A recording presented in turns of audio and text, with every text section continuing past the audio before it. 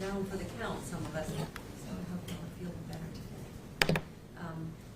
Let the record reflect that Mr. Xavier is present, all counsel are present, all jurors are safely tucked away in the jury deliberation room. And is the state ready to proceed today? The state is ready to proceed. Is the defense ready to proceed? The defense is ready to proceed. I do have a preliminary matter regarding a couple of things, if we may address that first. Yes. Now that the defense experts have testified, we are asking that the rule be invoked for the state's experts so that they are not communicating with each other about their testimony. I believe that is the case. I can go out and tell them. I mean, I know they were talking about their weekend, but it wasn't anything to do with this, but I can certainly let them know. When we're done here, if you will do That's that, fine. thank you. Yes. Second matter addresses, I believe, the witness that the state intends to call first, Dr. Jason Demy.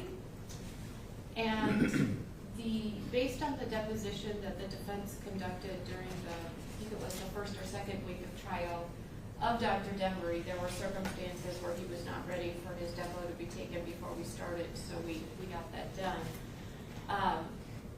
Based on what we learned from that deposition, as well as the PowerPoint presentation that the state intends to use with Dr. Demy this morning, which we were provided this morning, the defense has concerns about the scope of Dr. Demy's testimony. The state is allowed to present rebuttal testimony, and we believe that their other two experts, Dr. Lazaro and Dr. Pritchard, intend to do that based on what we have learned in their opinions. Saying things like, well, Dr. Macklis has diagnosed Zephyr with this particular disorder, we think he has this instead. That's rebuttal.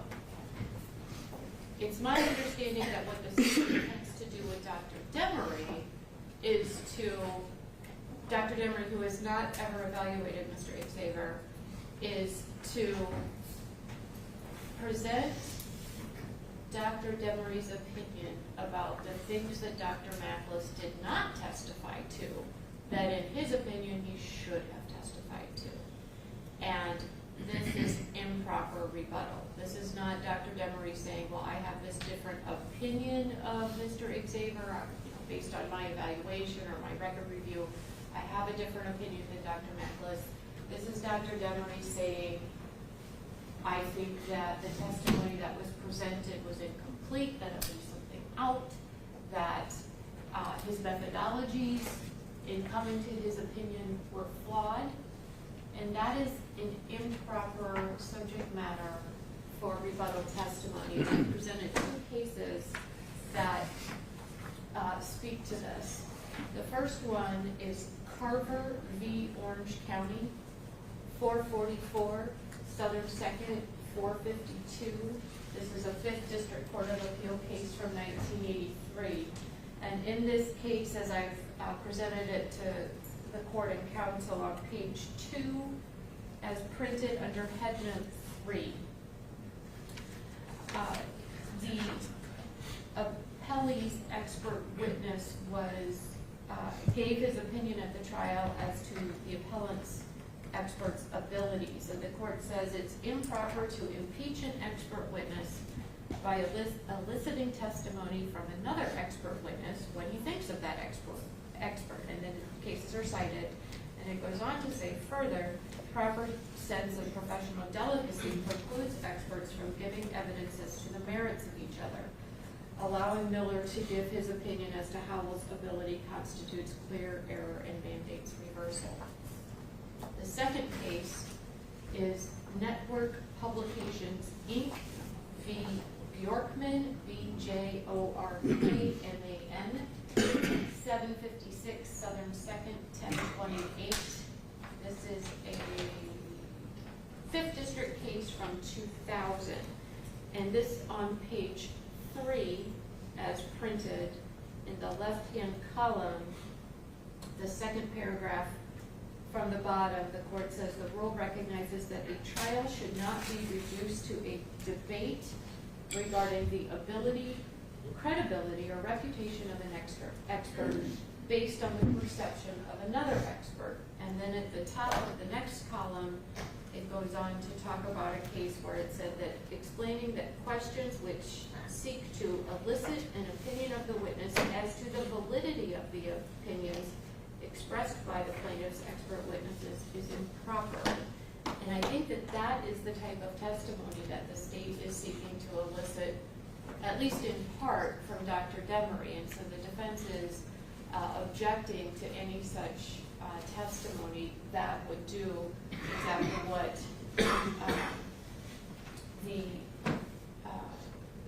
this case law says that he is not allowed to do.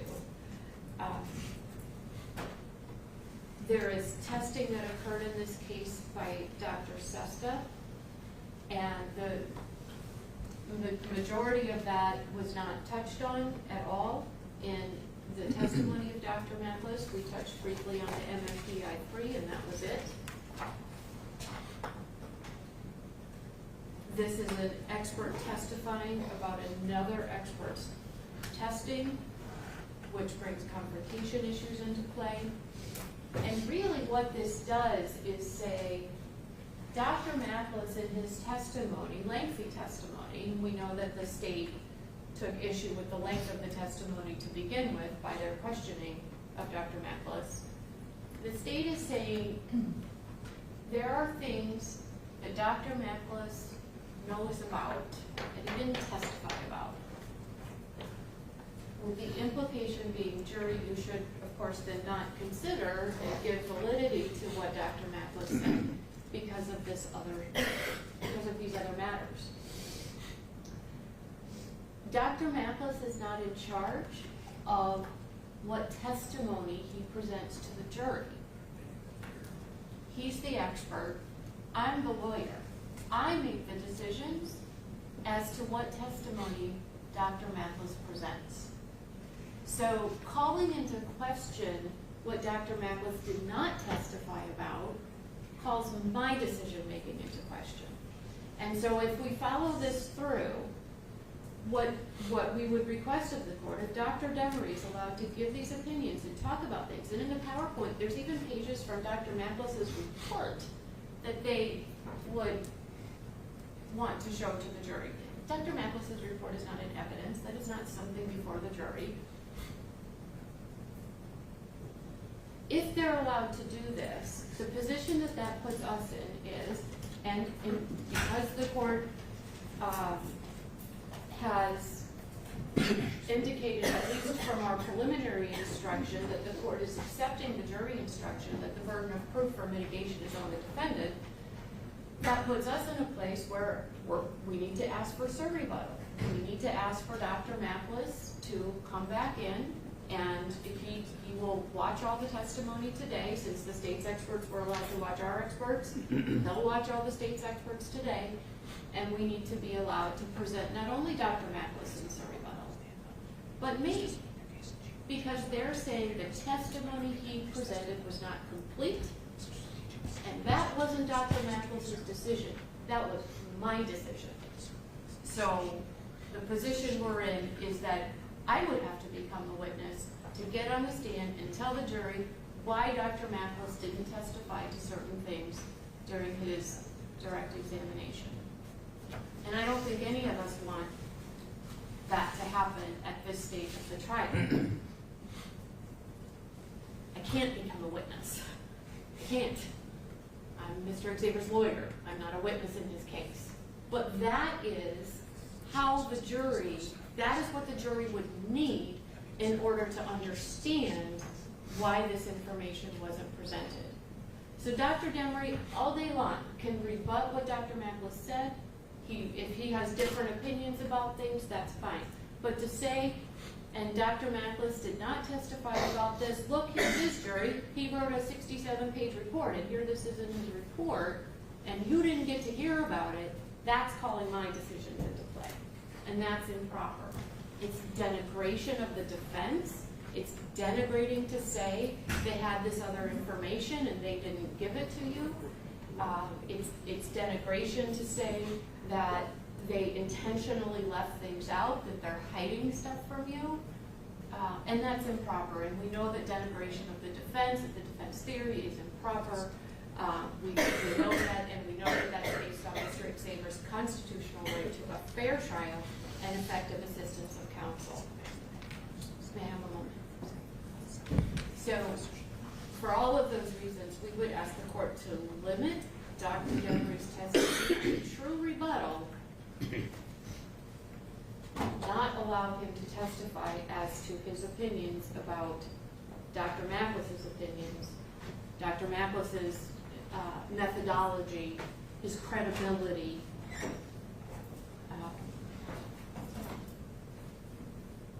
And that is our motion.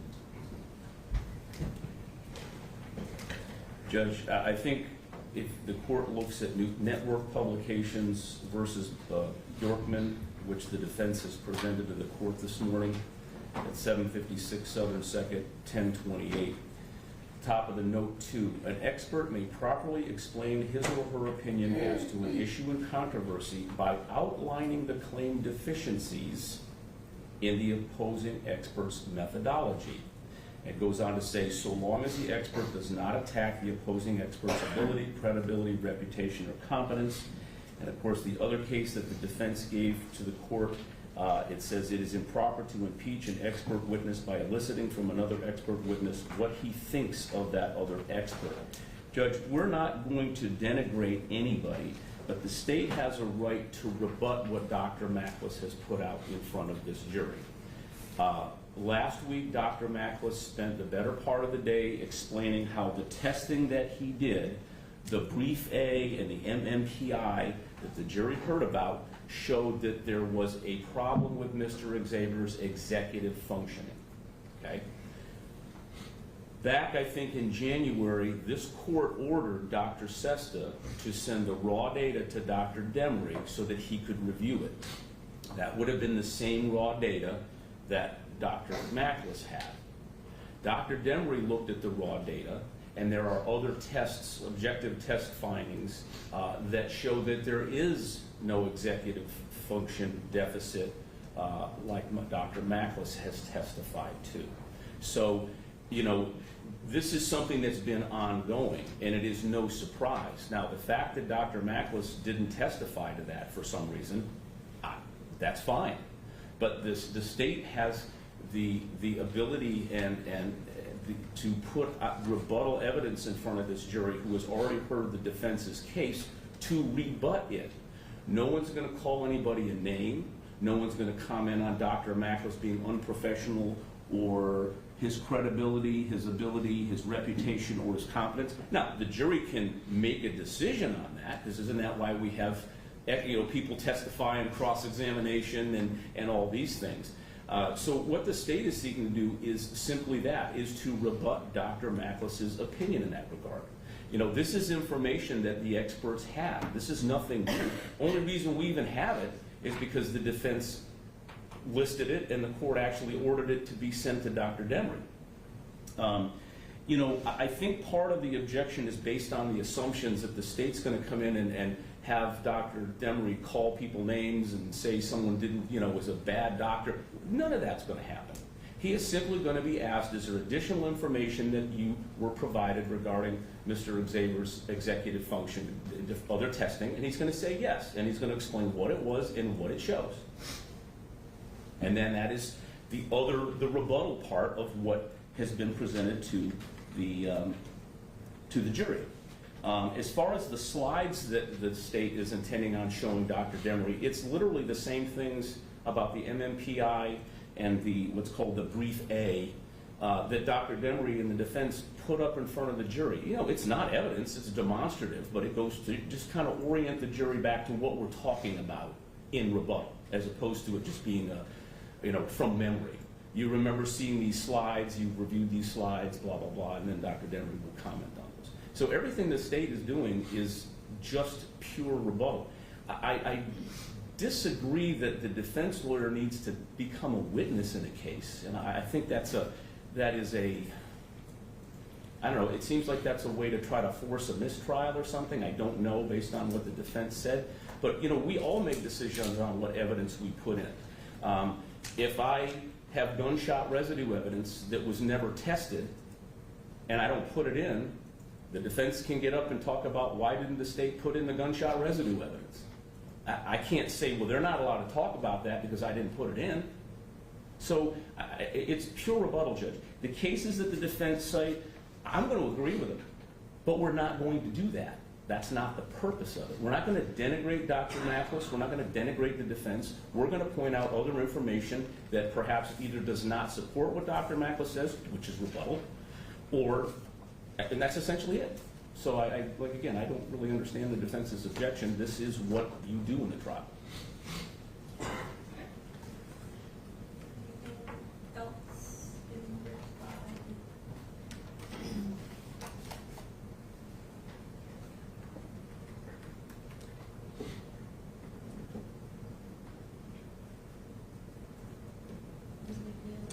I'm sorry. Oh, that's okay. I'm sorry. I was thinking, just one moment. If may I have a moment? And before we bring the jury in, can I grab the water? Because I just Go realized. get some water and then go do the witness sequestration law. I'll do that first, and then we'll grab Yes. the water. Unless- Go get some water, Oh, you're awesome. please. Okay, thank you. Everyone should be comfortable.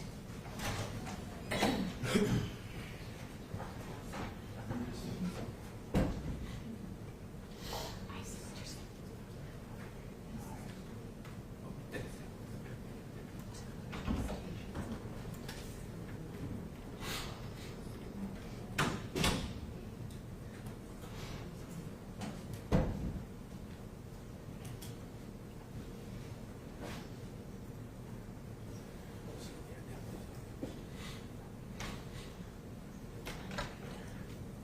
Do you want to wait for Mr. Cromwell?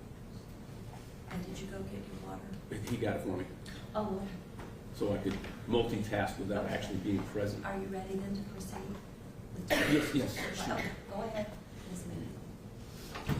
Your Honor, I believe that it is proper for Dr. Demy to give his opinion on Dr. Mathis's interpretation of the testing that Dr. Mathis did. It is improper for Dr. Demy to give an interpretation of Dr. Sesta's testing when Dr. Sesta has not testified. We did not present that evidence. So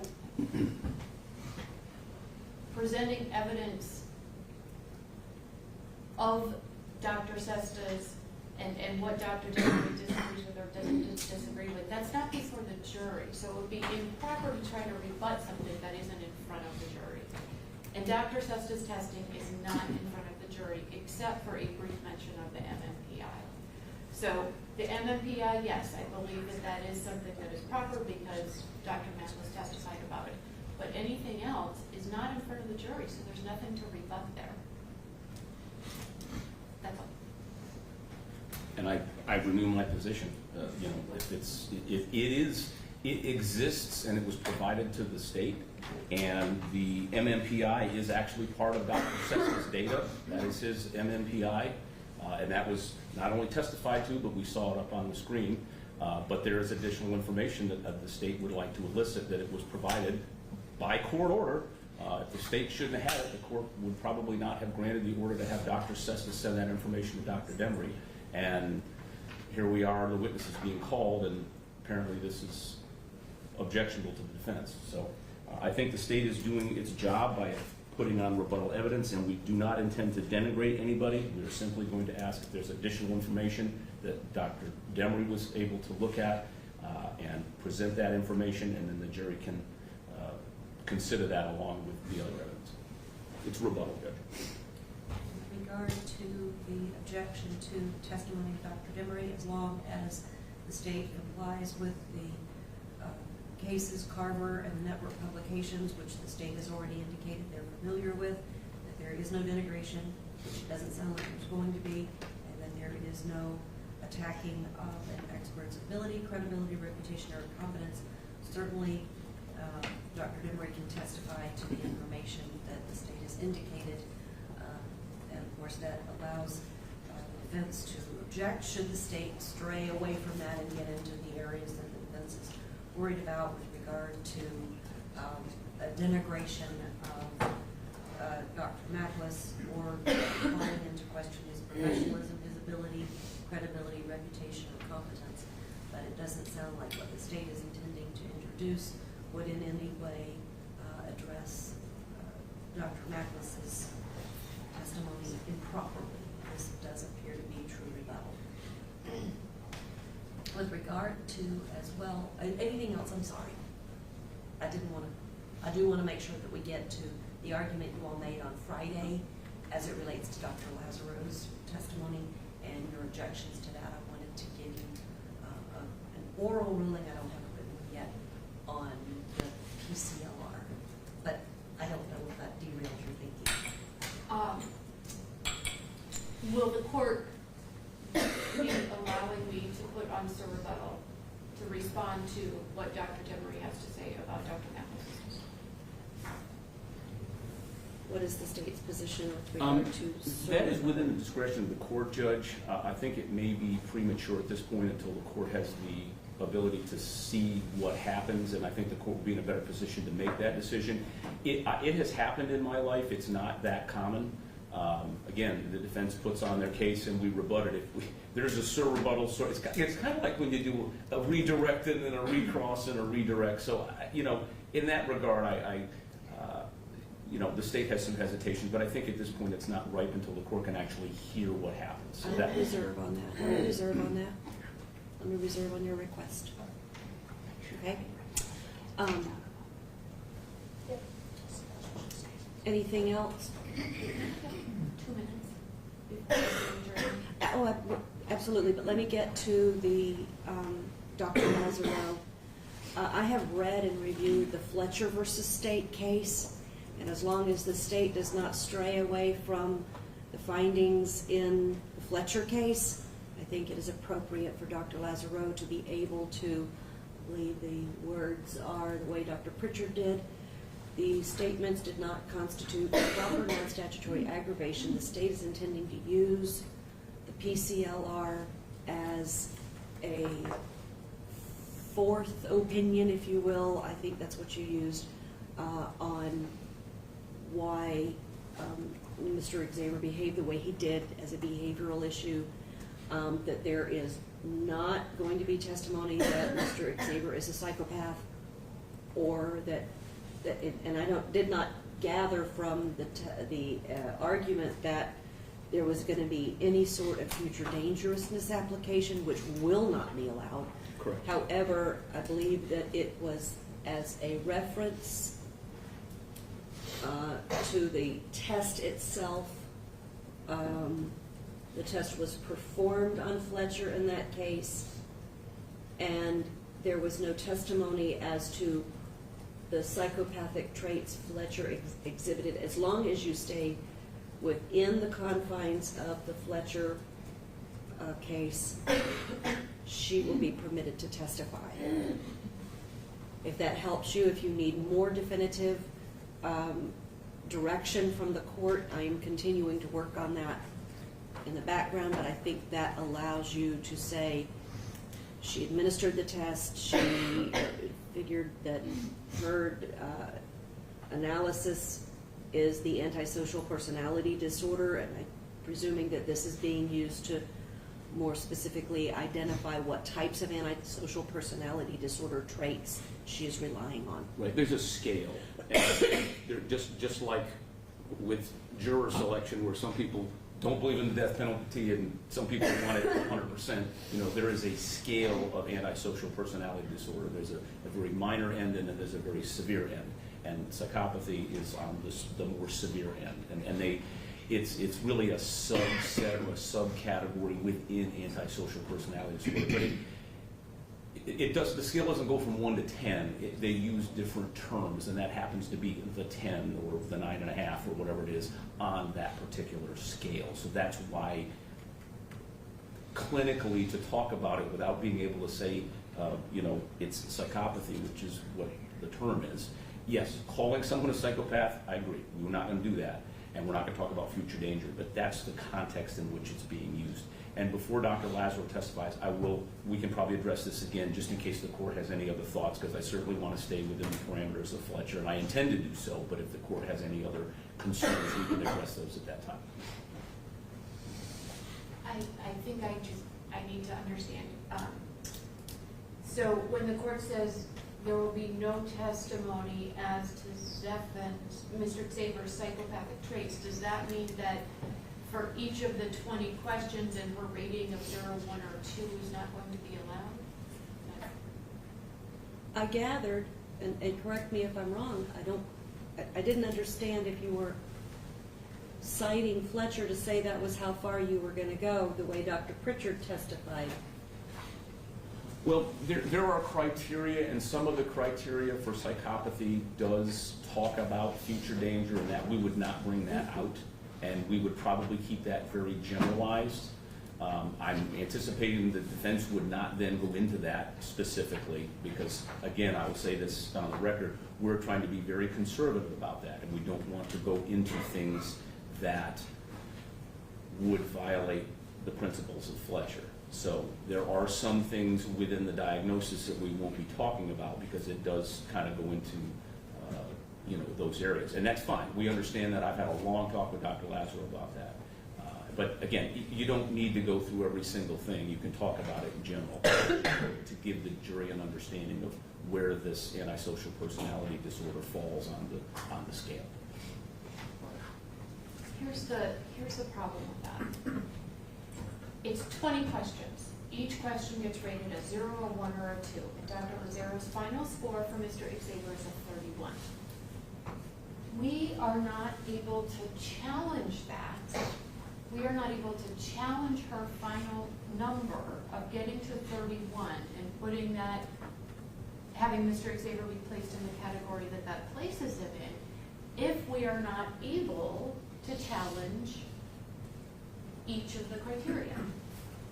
So while the state says they're being careful in limiting what they're trying to bring out here so we don't talk about future dangerousness, that's the problem with presenting the testimony of this test to the jury, is that you can't challenge it without talking about the improper stuff. How do I challenge a score of 31 if 10 of the criteria that she rates him as a 2 on, I don't get to challenge? So I only get to challenge 11 of his points, not the other 20. And that's the problem. You can't separate it out. It's all together, and that I can't confront him on that. I can't confront her on that without opening the door to the future dangerousness, which obviously we don't intend to do. So that's the problem. Judge, I disagree. You cannot go into certain areas. There are ways of attacking that test on all kinds of other points, and it's not a particular question. It doesn't say, are you going to be a danger in the future, et cetera. It's not actually a question, but there's ways of challenging something. There are things that the doctor listens to or looks at in the records largely. And, it has this person, engaged in, some kind of violent behavior. He pushed his mom, or he punched the guy at the hospital, or whatever it is. I think it seems like the defense is automatically going to the far end of, well, this is just going to blow everything up. It can be effectively challenged without bringing that up. And honestly, Judge, state's not going to do it, and that's the rules. If the defense wants to go traipsing into that, that's their decision. And I would suggest that would be a bad idea, but if that's the defense's, if the defense wants to do that, they're welcome to. But it's not going to be on the state to blow anything up. Or obviously we're going to do everything we can.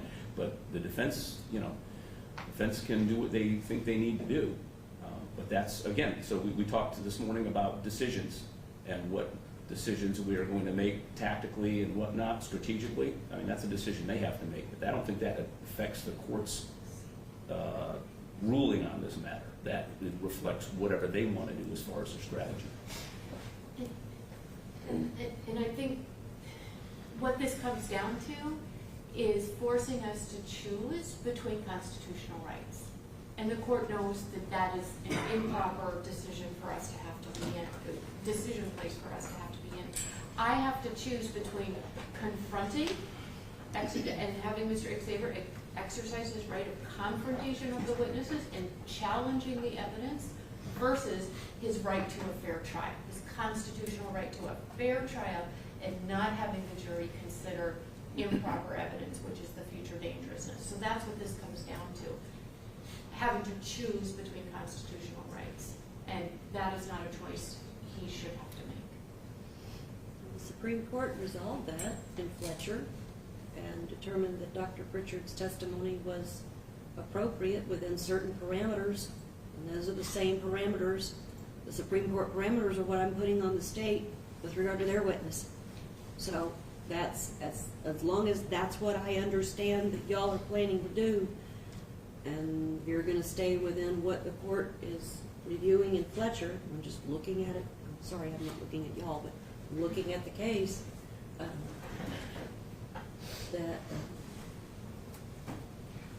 That's where y'all are going to be permitted to go and no further, because that has been determined to be appropriate by the Supreme Court as it relates to constitutionality and constitutional rights.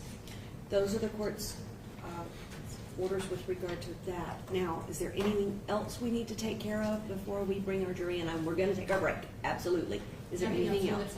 Nothing from the state. Let's take a recess so that everyone can be comfortable when we bring our jurors in. Thank you.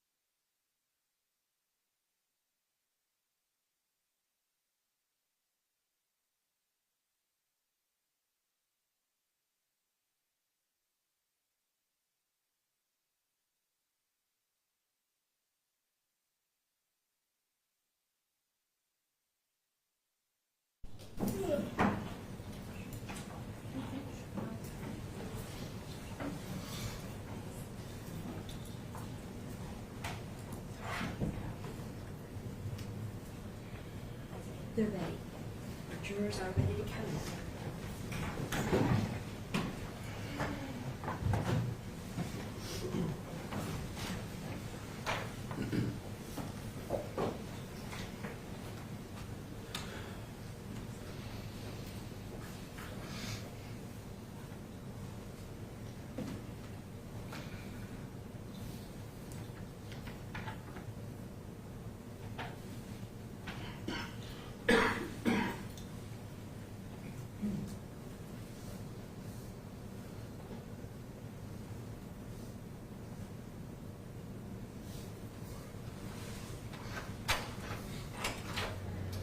All right.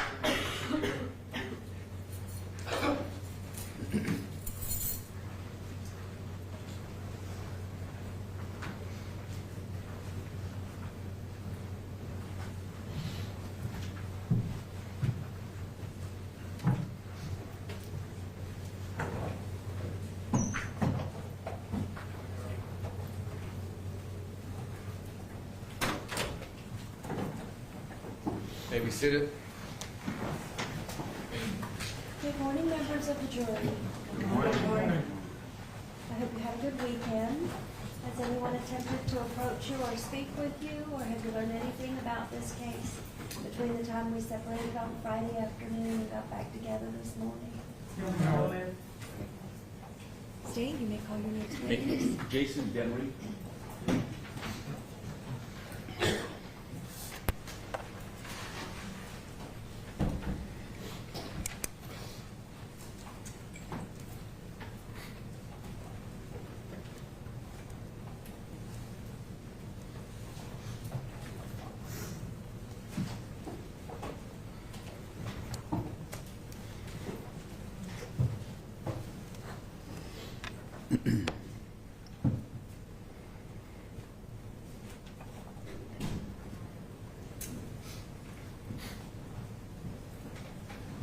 So please stand here, facing clerk, raise your right hand. Do you solemnly swear or affirm that the testimony about the meeting shall be the truth, the whole truth, and nothing but the truth, so help you God? Yes, ma'am, we just practice roll, please. The chair doesn't move, by the way. Does not move, okay. I just figured I'd say that before probably a you better tried to pull thing. on the chair. It's sort of what happens in this case.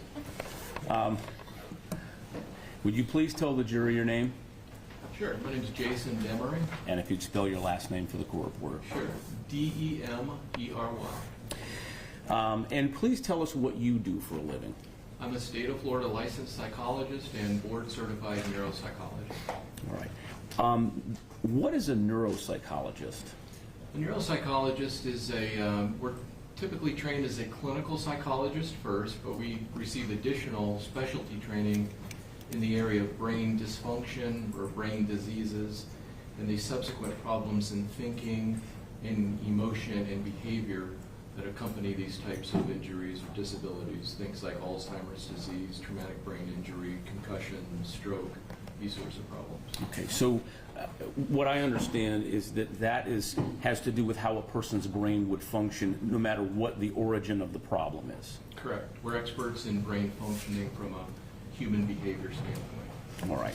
Would you tell us a little bit about your background, to what got you there, experience-wise and education-wise? Sure. I completed my bachelor's degree while on active duty in the Marine Corps in 1995 from the University of West Florida. That was a bachelor's degree in psychology. In 1996, I completed a master's degree in adult psychology and began working at Washington University School of Medicine in St. Louis in the Traumatic Brain Injury Rehabilitation Program. In 1998, I began and completed the PhD program in clinical psychology with an emphasis in neuropsychology. This was in 2004 that I ultimately graduated. Again, that was a PhD, and I then completed a postdoctoral fellowship in neuropsychology and neuroscience at the University of Florida Brain Institute. I then became a University of Florida assistant professor in 2005 and worked at the university in the College of Medicine and also in the College of Public Health and Health Professions. I became board certified in 2014, and I've been licensed to practice psychology independently since 2007. All right. And So tell us a little bit about what a neuropsychologist does, like kind of the boots on the ground. What is it that you do? So as experts in brain and cognition, probably the easiest way to understand some of what we do is if a person is injured, or perhaps they're getting into their 50s and 60s and their short-term memory just isn't what it used to be, and they feel perhaps a little bit concerned if they actually have a memory problem, or is it just part of getting a little bit older, you might be referred to a neuropsychologist to undergo objective testing, where we would use objective tests to make a determination if a person has a memory difficulty relative to other 64-year-old Caucasian males with a high school education, for instance. It helps us rule out normal aging challenges that we all experience as we get older from diseases such as Parkinson's disease or Alzheimer's disease. Okay. Now, in the course of your career, have you ever been asked to render opinions in courts or in other formal settings like that? Yes, in both state and federal court. Okay. Could you tell us a little bit about, in the last 20-something years, how many cases you've been involved in as a clinician? And that might be asking you how many times you went to Publix in the grocery store in the last 10 years, but give us an idea of the depth of your experience when it comes to the amount of traffic that you have in your background. Sure. So I started working, seeing patients in 1996 in St. Louis, and since that time I've literally seen thousands of folks, typically for neuropsychological evaluations. I've also performed individual psychotherapy and counseling, and group therapy, cognitive rehabilitation. I've testified well over 200 times in state and federal court, and also for the Department of Defense. Since that time, have you continuously been involved in this area of expertise since around 1996 until the present? Yes. Now, you had mentioned when you were talking about what you do, and you used the word objective testing. So would you explain what that means to the jury? What is an objective test? I mean, I hear the word objective, and I have my own definition of what it means, and I suppose that could be interpreted differently. But as far as what you do, what is objective testing? Probably one of the best examples of an objective test would be a pregnancy test. I've never been pregnant myself, but perhaps there may be some symptoms where a woman may feel as though she may be having some symptoms that may cause some questions about that, and then you obviously would take a test, and that test is purely objective. If you're pregnant, it's highly likely that the test will be positive, and the positive result will indicate pregnancy, not a broken femur or a sprained ankle, right? It's specific to pregnancy. In psychological and mental matters, the tests that we use, sometimes they can be either subjective or objective. And an objective test is that it's typically administered by an expert like myself, and your performance is how you truly perform on your memory or your attention concentration or your processing speed. It's based on your performance in the office as the test is administered by a neuropsychologist. And we contrast that to subjective tests, which are simply questionnaires about what you think about yourself. So they're subjective with regard to the person providing the information, and therefore they tend to lack the objectivity that the objective tests have. And I typically would weight objective test results more heavily than I would subjective test results. Not that we would ignore the subjective test results. I would just weight objective test results more so than I would subjective.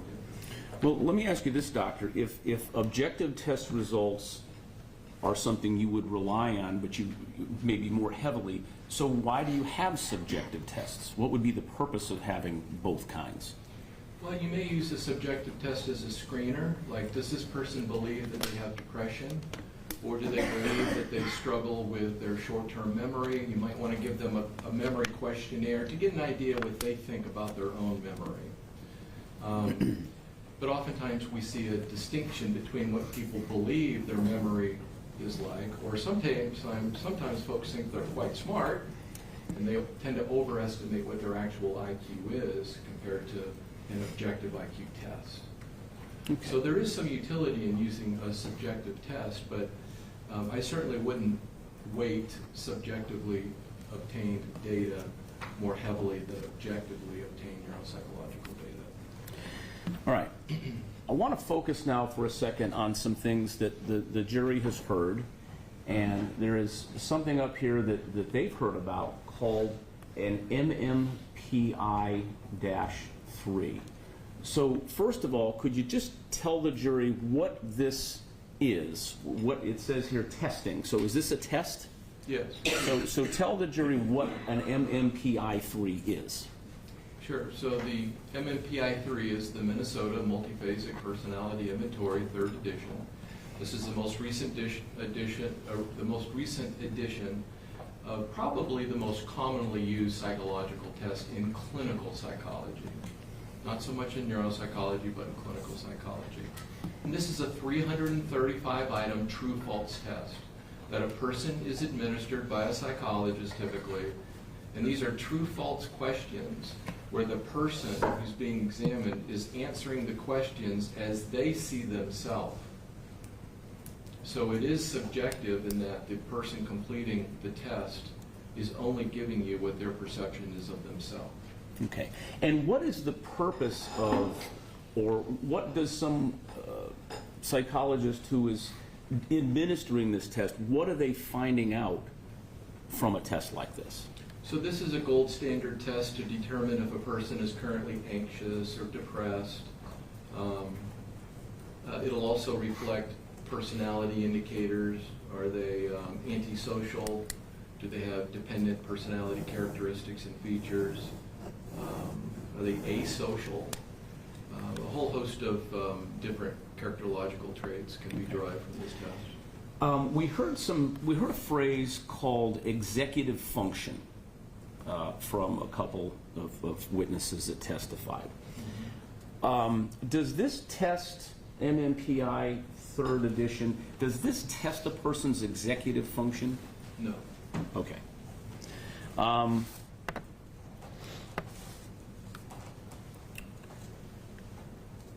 What do these graphs mean? So the graph there represents the scale elevations that this particular examinee, Mr. Xaver, produced at the time this test was administered to him. So although it's kind of difficult for me to see from here, the horizontal line represents each individual scale, and then the data points above that are connected by the lines represent how elevated or not that particular subscale is relative to a group of what we call norm reference cohorts, so people that have the same demographic background as Mr. Xaver. There's also a sub-comparison group, that's the dotted line, that's where they scored on that particular, on those particular scales relative to Mr. Xaver, who's represented by the dark black line. Okay, so this is Mr. Xaver's performance. Yes. And this dotted line is other people. I think in this particular case, the dotted line represents a group of outpatient mental health clinic patients. Okay. Now,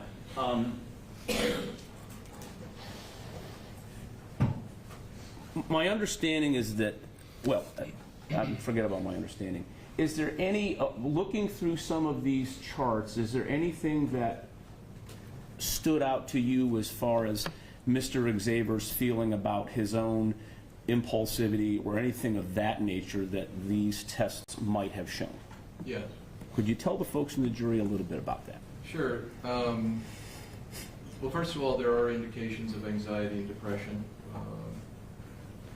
at the time that this was administered, and that was December 22nd of 2022, when he obviously was facing the current charges. He was in jail. So would one expect to possibly, and I'm talking about in your experience now. One would expect a person, rather than someone on the street, to maybe have a higher anxiety level based on their current situation. Sure, the context in which this test is completed should always be taken into account. Okay? And so, so what we see here is Mr. Xavier's perception of his own impulsivity is that he does not have a problem with impulsivity, as evidenced by the what we call a T-score of, I think it's 49 on the impulsive scale of the MMPI. Okay. So even under an anxious, and I don't know what screen I'm supposed to be on here. These are just the ones that have that were in the other presentation. But the idea, I'm trying to understand you, is that even under this situation where he's facing these charges with an elevated score, he still is rating himself as not having a impulsivity issue. Correct. His level of stress on the day that he completed this test, according to himself, is 2.5 standard deviations above other prison inmates. So among other folks that are incarcerated, his level of stress on the day that he completed this was 2.5 standard deviations above their own. And in that context, he still rated his impulsivity as being at a normal level, meaning that there's not a problem with it. Now, let me go to another area that was discussed, and that's called a brief A. Could you tell us what a brief A is? Sure. So this is a rating scale. It's a subjective test where a person is asked to respond to questions on how well they're able to do certain things. And in this case, it's executive functioning. And executive functioning are the highest cognitive abilities that human beings are capable of doing. So things like impulse control, problem solving, reasoning, abstract thinking, cognitive flexibility. These are all very complex cognitive abilities that are typically mediated by the prefrontal cortex, the front part of the brain. And so this is a questionnaire that asks questions like, how's your planning and organization? That's just an example. And they would just simply rate themselves on how they think they do in these areas. Now, I would contrast this as a self-report instrument to other versions of the same questionnaire where you get your mother to rate you as an adult child on these same attributes, and perhaps your father, perhaps for when it's used with children, it would be a school teacher would be completing the questionnaire. But again, it's subjective insofar it's based on the person who's completing the test or the questionnaire based on their perception. And sometimes they can be influenced to respond to certain items for a whole host of different reasons. Okay, so when you earlier talked about subjective versus objective testing, this brief A that we heard testimony that was administered. Objection. May we approach?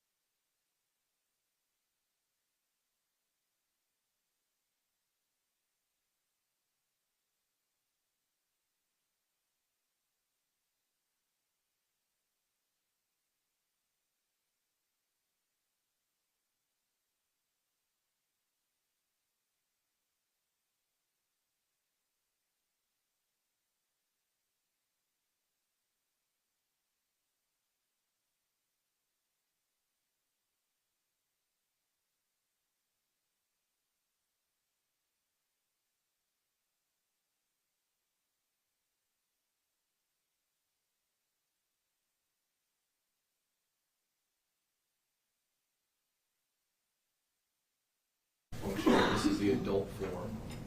So again, this is a behavioral rating where the individual is completing it about their own abilities. Right. And I think you previously said that this would be considered a subjective test. Yes. And it would be, I guess, it could be subjected to people's opinions at that point in time, personal opinions, things of that nature. That's correct. Right. And this was, your understanding, this was administered during this same time. This is a post-arrest. Mr. Xavier is facing these charges when this particular set of questionnaires was filled out. Yes, post-arrest, but at a different date than the MMPI was completed. All right. Now, I want to ask you if you had an opportunity to review some other data or testing data regarding Mr. Xavier's executive function. You talked about this being an executive function test, a subjective one. Did you have an opportunity to review other testing data regarding Mr. Xavier's executive function? Yes. So tell us a little bit about what you reviewed. So I reviewed additional important information from neuropsychological testing that is objective. That is, it's objective with regard to how the tests are administered. It's objective with regard to how the test is scored, and it yields information about, in this case, Mr. Xavier's neuropsychological or cognitive abilities relative to other people the same age with the same years of education. So give us an example of the types of tests that you reviewed or the test results that you reviewed. Sure. So unlike the subjective measures like the brief, which did indeed cause some problems because some of the folks that completed the questionnaires, the brief said that he does have executive problems, but other folks said, no, he doesn't have executive function. And that's the problem with subjective reports.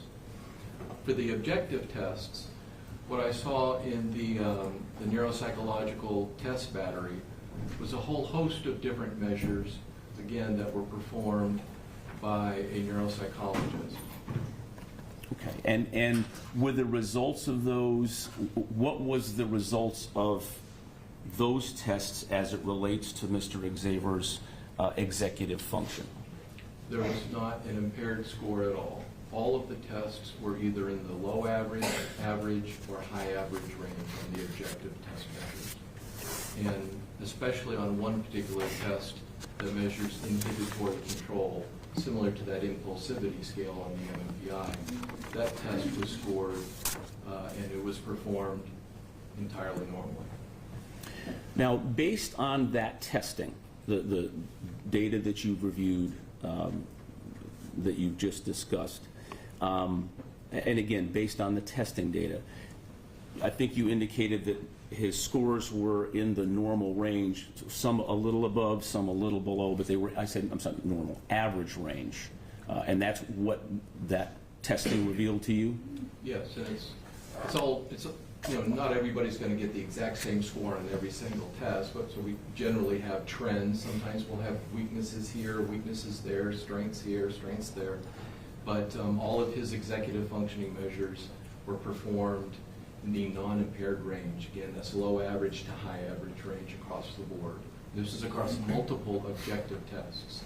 So in my opinion, there's no objective evidence of a neurocognitive impairment of executive functioning. And again, the executive functions are the highest cognitive abilities that we perform as human beings. Does executive function relate to a person's ability to appreciate criminality of conduct, things of that nature? Well, it certainly can. Okay. Yeah. How about having your behaving, like conforming your conduct to your surroundings and your environment? Is that part of executive functioning? Well, it is. In fact, all of these tests require the examinee to do something within the constraints of the test. So the examiner explains the test instructions, and the person has to conform their behavior in a testing environment. And the test results are based on the person's overall level of performance in that environment. I will say that, again, Mr. Xavier was 2.5 standard deviations above his peer group with stress on the same day that he performed entirely normally on the executive functioning test. And what that tells me is that a high level of stress by Mr. Xavier does not impede his ability to perform well on his executive functioning abilities. Thank you, Doctor.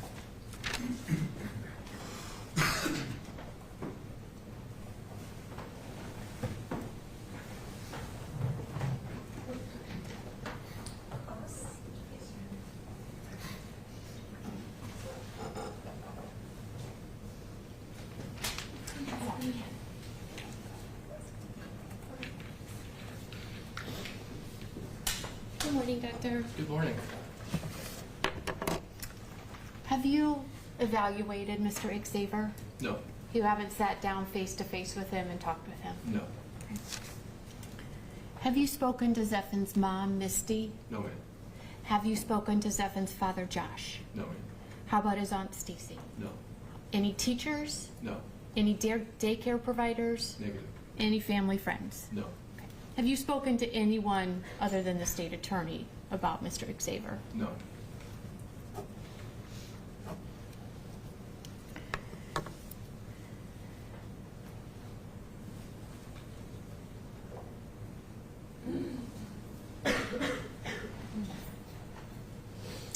The brief A test that you spoke about, the subjective test, Yes, ma'am. you reviewed the data from that test that you were provided? I read the narrative interpretation of the results from the report. And you're aware, and you're familiar with this particular test, right? Yes. And you are aware that there are validity scales built into the brief A? Yes, ma'am. And you are aware that there was no indication whatsoever that Mr. Xavier was doing any over-reporting, correct? Correct. The validity scales, and if you would just tell the jury what a validity scale does? So, not unlike the NFPI-3, there are validity scales within the brief that indicate if a person is exaggerating problems with executive functioning to try to make themselves look more executive impaired than they really are. And there was no indication that that was happening, despite it being a subjective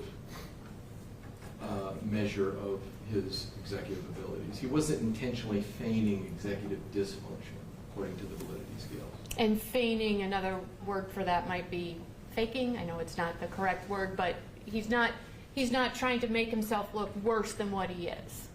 According to the validity scales, yes, that's correct. Okay. So while the brief A is a subjective test in that you're getting Mr. Xavier's, or the person who administered the test is getting Mr. Xavier's thoughts and feelings about the different questions, there's nothing to suggest that he was not being truthful on the test, correct? It doesn't speak to truthfulness. What it suggests is that he was not exaggerating problems. There's nothing to suggest that the results that were obtained from the brief A were not valid results. They are valid subjective results.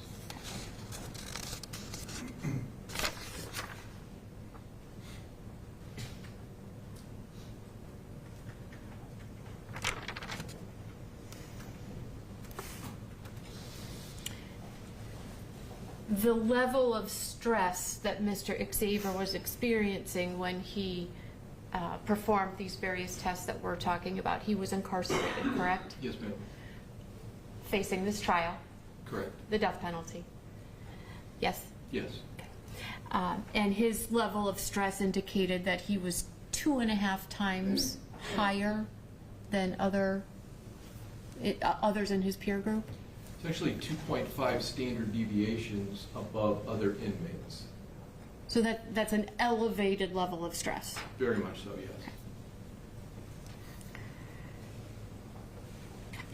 Mr. Xavier, at the time that he performed on these tests that were administered to him, he was also on medications, correct? I believe he was, yes. For his mental illness? Yes. Antipsychotic medications? Yes. Okay.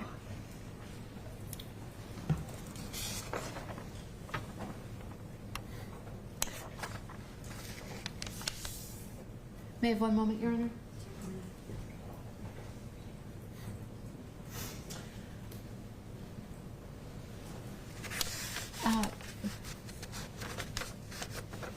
Brain tumors. They're not your area of expertise, correct? No, the neuropsychology of brain tumors would fall under my expertise, but not the pathophysiology of brain tumors per se. Okay. Thank you.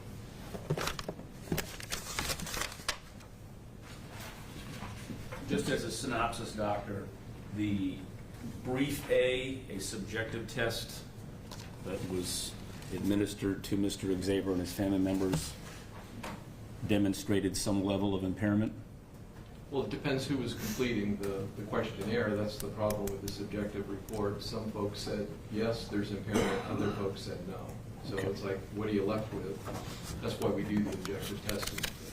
But the objective testing results revealed no executive function impairment. Not even a score not a single score that was in the impaired range. Thank you. May this witness be excused? Yes. Sir, you are excused from reading the witness.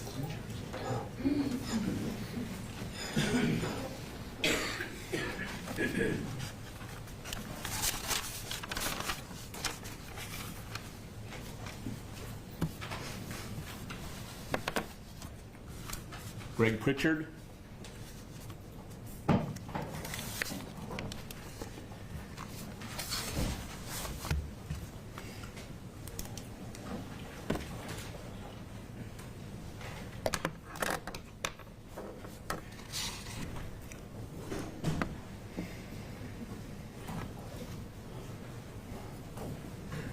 Please stand here. Yes, sir. Face the clerk, please, right. Do you solemnly swear or affirm that the testimony you're about to give shall be the truth, the whole truth, and nothing but the truth, so help you God? Register, please.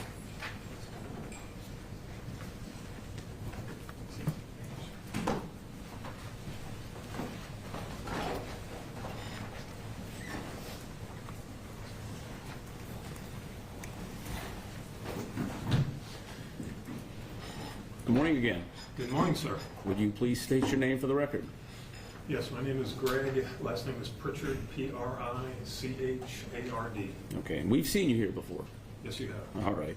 I'm not going to go back through your background. I believe the record shows that. But I wanted to now talk to you a little bit about following up on a little bit about what you testified to a week or so ago, 2 weeks ago. But I want to ask you about kind of going back timeline-wise on your observations, your professional observations, as it relates to auditory hallucinations. You had an opportunity to look through all of the records and the materials that were provided to you as you testified last time? Yes, sir. All right. So just to kind of get us back to where we started before so we can move forward, want to talk about severe auditory hallucinations. Just so that we're back oriented to where we were, because since the last time we talked, there's been a lot of water under the bridge. What are auditory hallucinations? Auditory hallucinations are considered a psychotic symptom. So it is one of two primary psychotic symptoms for a diagnosis of a psychotic mental illness. So there's delusions, that's one misperception, and then there's hallucinations. That is another misperception. When I say misperception, I simply mean that the person is perceiving something that is not real. So an auditory hallucination is hearing voices that are not real. Okay. So I think you previously talked about there is a range of severity of those auditory hallucinations. Yes. Could just, again, we're trying to orient ourselves back before we head into the weeds here. Tell us about that scale. Where do we go? Yeah, so some auditory hallucinations can be relatively benign. So at one end of the scale, the spectrum, fairly benign in the sense that maybe they say things, the person is hearing voices that are kind of funny, that aren't scary. They may kind of laugh at the voices, but otherwise it doesn't really affect their life in a negative way. At the other end of the spectrum are the severe auditory hallucinations. So the severe auditory hallucinations are really disruptive voices. They're loud, they tend to say things that are destructive and scary, killing people, hurting your mother, things that are distressing to the person. So on the severe end, they're louder, more intense, more destructive voices that the person's hearing.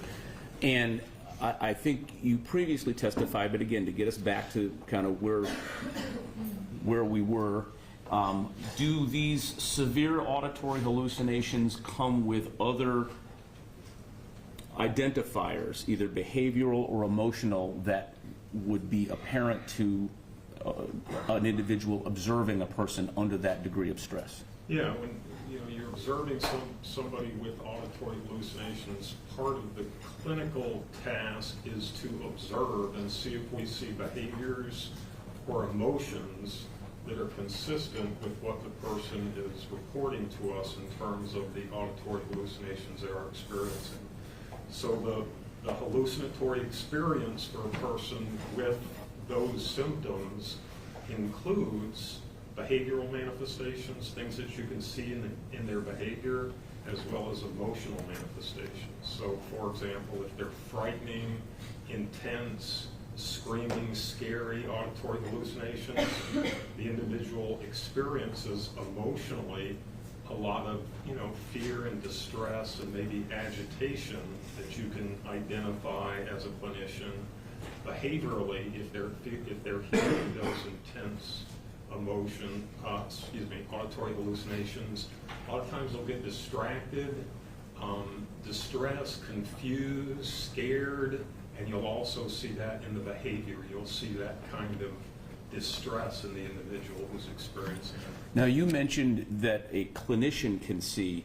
Can it be so bad that a person that, say, is not trained as a psychologist or psychiatrist could see someone in the store or walking down the street having some sort of whatever their, let's say, an auditory hallucination, where it would be so great that the person could identify, can't clinically identify it, but wow, there's something going on with this fellow? It happens frequently. I think I referenced last time, most of us have seen individuals on the street who have mental illnesses, and you can see in their behavior that they have mental illnesses. They might be standing by themselves and talking or arguing. That would be an individual responding to an auditory hallucinations that anybody can see, not just a clinician. Also, family members tend to be able to see it really well. When somebody in their family is acting differently, distracted, not themselves, emotionally having issues, talking to voices, family members can often see that the person in their family is experiencing those symptoms. Okay. So what I want to do now, and I think I said a couple times in this trial, I'm a timeline guy, is kind of walk through a timeline that precedes what you've talked about, the actual commission of the homicides, right, and get your thoughts and comments on other things that have been testified to during the trial regarding auditory hallucinations. I want to start with going back to the first Michiana Behavioral Health Center in January of 2013. I kind of put in parentheses, depressed the rope on the roof. Okay, you familiar with what I'm talking about? Yes, sir. All right. Now, in that, and we look at the date there, it's a kind of a sloppy, and these are from Michiana Behavioral Health, and I believe these have been admitted into evidence.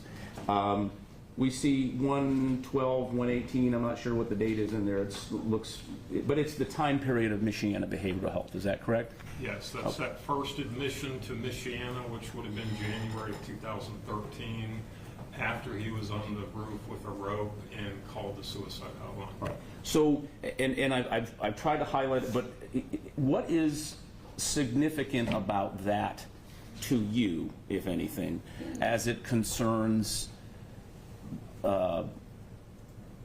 whether or not Mr. Xavier at the time was suffering any auditory or visual hallucinations? Right, so the relevance of this information from Michiana, this first psychological admission after the incident on the roof. So before I start, what I will say is this is really good data. So in this particular case, we have a lot of really good mental health data. A lot of cases, you don't have individuals that get much intervention. So you don't have a perspective on what clinicians in the past may have noticed about the individual you are now assessing. But in Mr. Zaber's case, we have a lot of really good data, starting with this Michiana admission in January of 2013. Would you read that highlighted portion? I can't see it from here. Certainly. And can the jury see that? Okay. He denies hallucinations, and then the second box says assessment is recurrent major depression, severe without psychosis. Okay, really important thing. So denies hallucinations. So at this point, the people that are assessing him on an inpatient basis, so that means he's there for multiple days. I think in this occasion it was 5 to 7 days, something like that. They're saying explicitly no hallucinations, number one. Number two, the diagnosis informs us as clinicians whether or not the people that were treating him at the time believed he had a psychotic condition. In other words, did they believe he had auditory hallucinations? So explicitly no hallucinations. The diagnosis, recurrent major depression, severe, without psychosis. That's specified. They can say with psychosis, meaning they believe he has hallucinations, or without psychosis, meaning they believe he does not have hallucinations.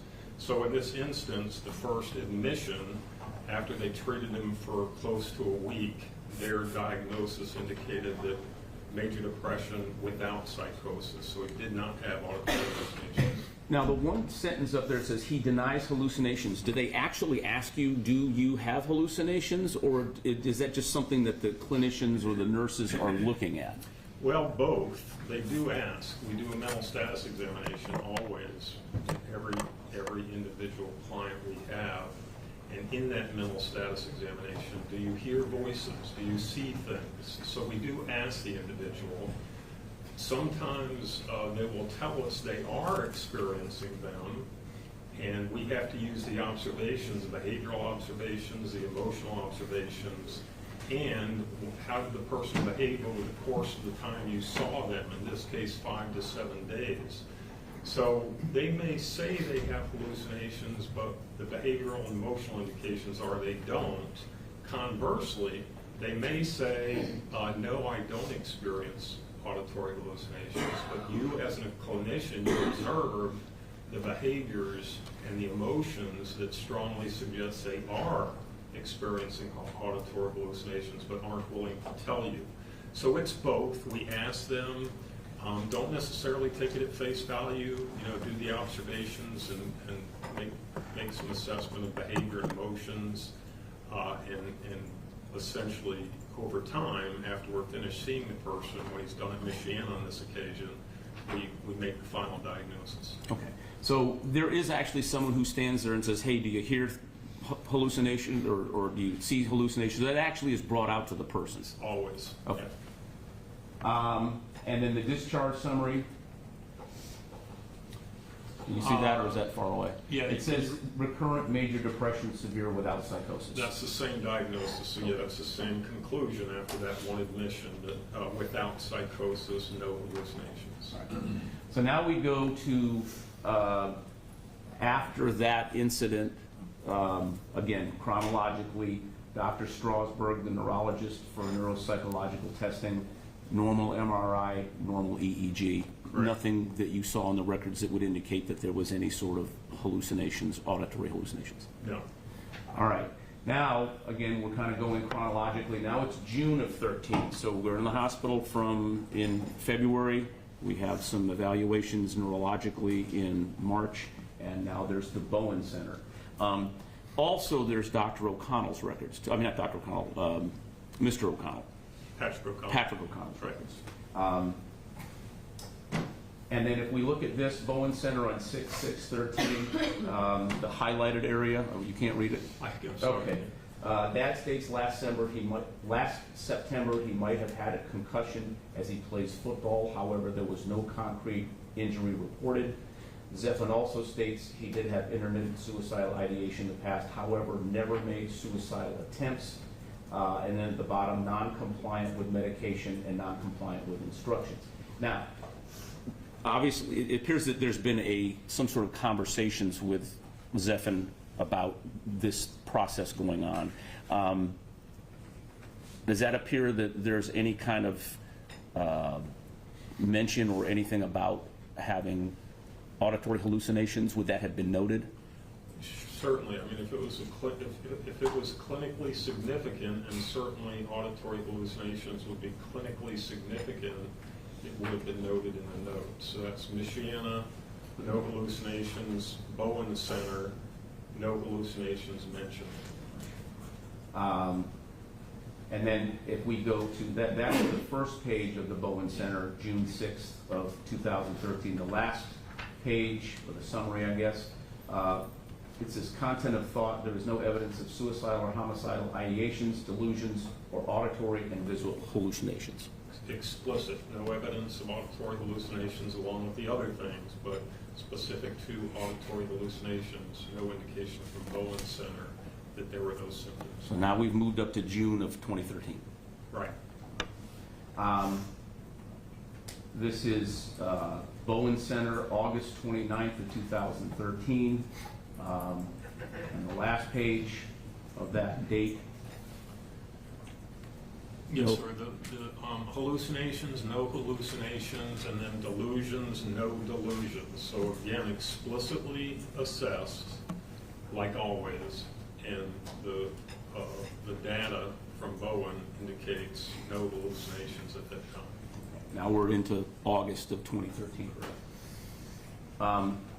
Other than Patrick O'Connell, are you aware of other records to the end of 2013?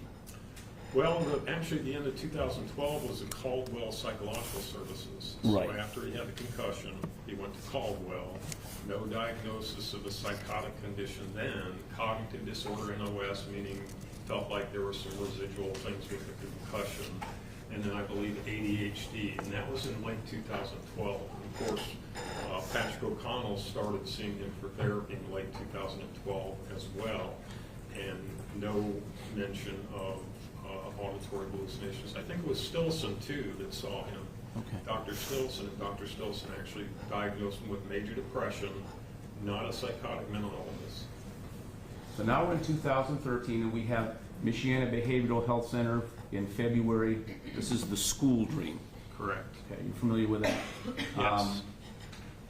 If we look at day one, because this is a multi-day, we go back to this one, 21st to the 28th, approximately, if I get my date wrong. The bottom, no history or any obsessive thoughts or compulsions, no paranoid ideations, no perceptual disturbances, no history of thought insertion, withdrawn, or broadcasting. What does that mean? I mean, it's just talking about the assessment of whether or not he has various psychotic symptoms. And in this summary, it's no, he's not having any psychotic symptoms. now, there is a section where, in this time period, so now we're in 2014, okay, where there are social behaviors. Can you read any of that? I can read the larger drawing, I mean the larger handwriting, I think. Okay. It says hallucinations on the bottom, hearing someone call my name, And then that, the handwritten thing on the very bottom of that, I cannot read. It says told M with a circle around it. It has been happening for a year across all environments. Okay, correct. All right. So is that M typically mom? Yes. All right. And then there is a top where there are social behaviors. The box checked off is lying, and then it looks like expresses stories and blames everything on others, very dramatic. Right, So, I actually have that piece in front of me, Okay. and what it says is exaggerates stories and blames everything on others, very dramatic.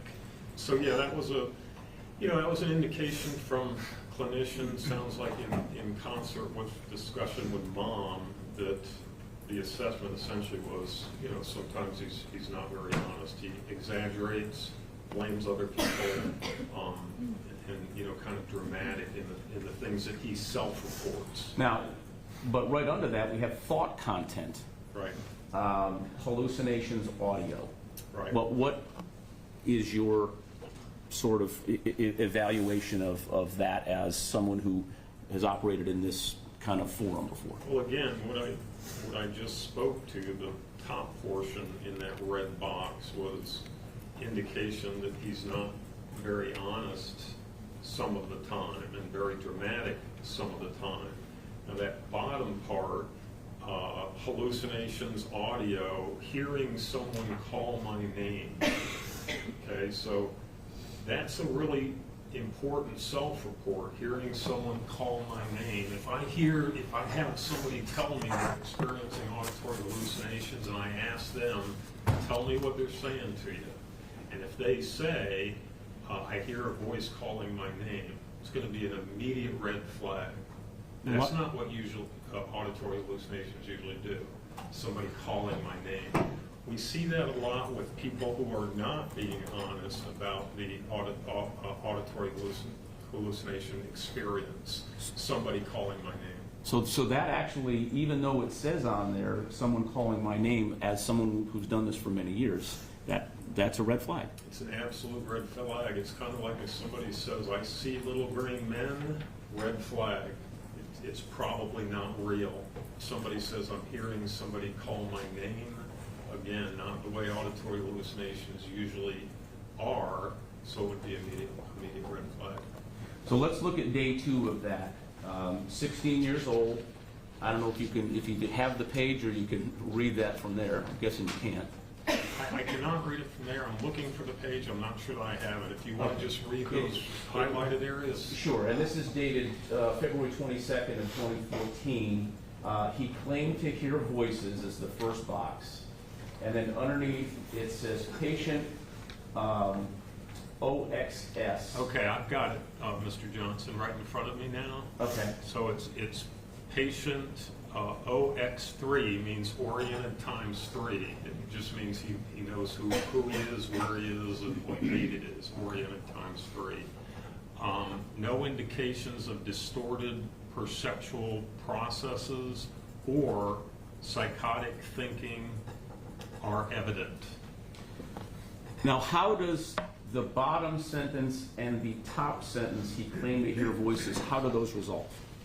I mean, that's the thing, that, he's self-reporting these auditory hallucinations, but the clinicians that see him are contradicting that. They're saying no indication of psychotic thought process, perceptual disturbance. A perceptual disturbance, remember I said auditory hallucination is a misperception. It's a perceptual disturbance, hearing something that's not really there.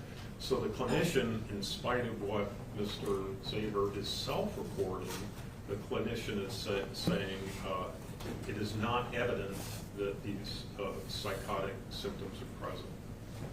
Let's go to the next, some activity therapy progress note. If you can, have you seen these before in general? I have, yes. And what are they for? They're just kind of checklists and how his performance is when he is at Michiana Behavioral. It looks like maybe it's group therapy, and how is he behaving, how is he participating, stuff like that. Is there stuff on there that he's kind of behaving, or is he not behaving? What is the significance of something like this? What does that tell us? I mean, it's kind of a daily assessment of the individual so that they can kind of keep track of progress or keep track of, relevant, clinical indicators that might want to be addressed. But in this particular sheet, it kind of varies on those sheets when he was at Michiana, but it sounds like in this particular assessment on this particular day, which would have been February 22nd of 2014, he listens, he follows instructions, demonstrates leadership, independent, take care of materials, respectful. So generally it sounded like he was acting pretty good that particular day. Now, is that the type of behavior that you would expect somebody to be doing if they were hearing severe auditory hallucinations? I mean, generally, no. When they're experiencing severe auditory hallucinations, again, this is a psychotic symptom. That's the most potent, the most severe mental health condition is a psychotic symptom. So you would expect to see issues in behavior and emotional status if they're experiencing severe auditory hallucinations. Okay. I'm going to assume that the lines on the edge of these boxes are the checks like that applies. Yes, sir. Okay. So if we get down here, we see there's an alert, there's insight, yes, and then there's delusions and paranoia, and it does not appear that there is a line through delusions and paranoia. That's correct. So would that be whoever's filling this out, observations that is consistent with at least the other behavior that's noted? Exactly. So doesn't appear to be any symptoms that they can identify. He's essentially doing pretty well that particular day. Okay. This is day 3, medication management plans. There's a date down here. It's February 23rd, and then the note underlined. I don't know if you could see that. No perceptual disturbances. I do have that in front of me, and that is February. So that's that second admission to Michiana. And no perceptual disturbance, so perceptual, auditory, visual, there's no perceptual disturbance, meaning no auditory hallucinations. Going to day 4, you look on the bottom, we're now February 24th, and when I say the bottom, just so you know where I'm talking about, there's a date down here that appears to correspond to, I guess, whatever day this is done or documented. Yes, sir. He denies suicidal and homicidal ideation. He is not psychotic. His thoughts are logical but concrete. Insight and judgment fair, oriented at person, place, or time. Language ability is normal without, what's anomia or aphasia? It's just no deficits in expressive language and receptive language, essentially. Attention and concentration are adequate. It's relevant. This is under the section of mental status examination. And I've spoken about, we always do a mental status examination. And part of that mental status examination is assessing for psychotic symptoms. Also, attention and concentration. When your attention and concentration is good, it contraindicates that they experience these severe voices, distracting, distressing voices. They're actually concentrating well on what you're saying to him during the mental status examination. But in this particular paragraph, at the beginning of that red highlighted area, it's explicit. He is not psychotic. So in that Michiana second admission in this February 2014, this is towards the end of that admission, I believe, or maybe in the middle, explicit, he is not psychotic. So the clinicians, in spite of what Mr. Zabra may be saying, I'm hearing voices, et cetera, the clinicians are saying he is not psychotic. Okay. And then it says attention and concentration are adequate. Attitude and behavior, cooperative, intellectual functioning is normal based on school history and fund of knowledge. Correct. Yeah, just fairly normal. Normal. Yeah. Now there is a note underneath here in the assessment that says patient has been diagnosed with depressive disorder not otherwise specified. Rule out bipolar disorder. What does that mean? The They're highlighting what his primary diagnosis is: depressive disorder, NOS. NOS just stands for not otherwise specified.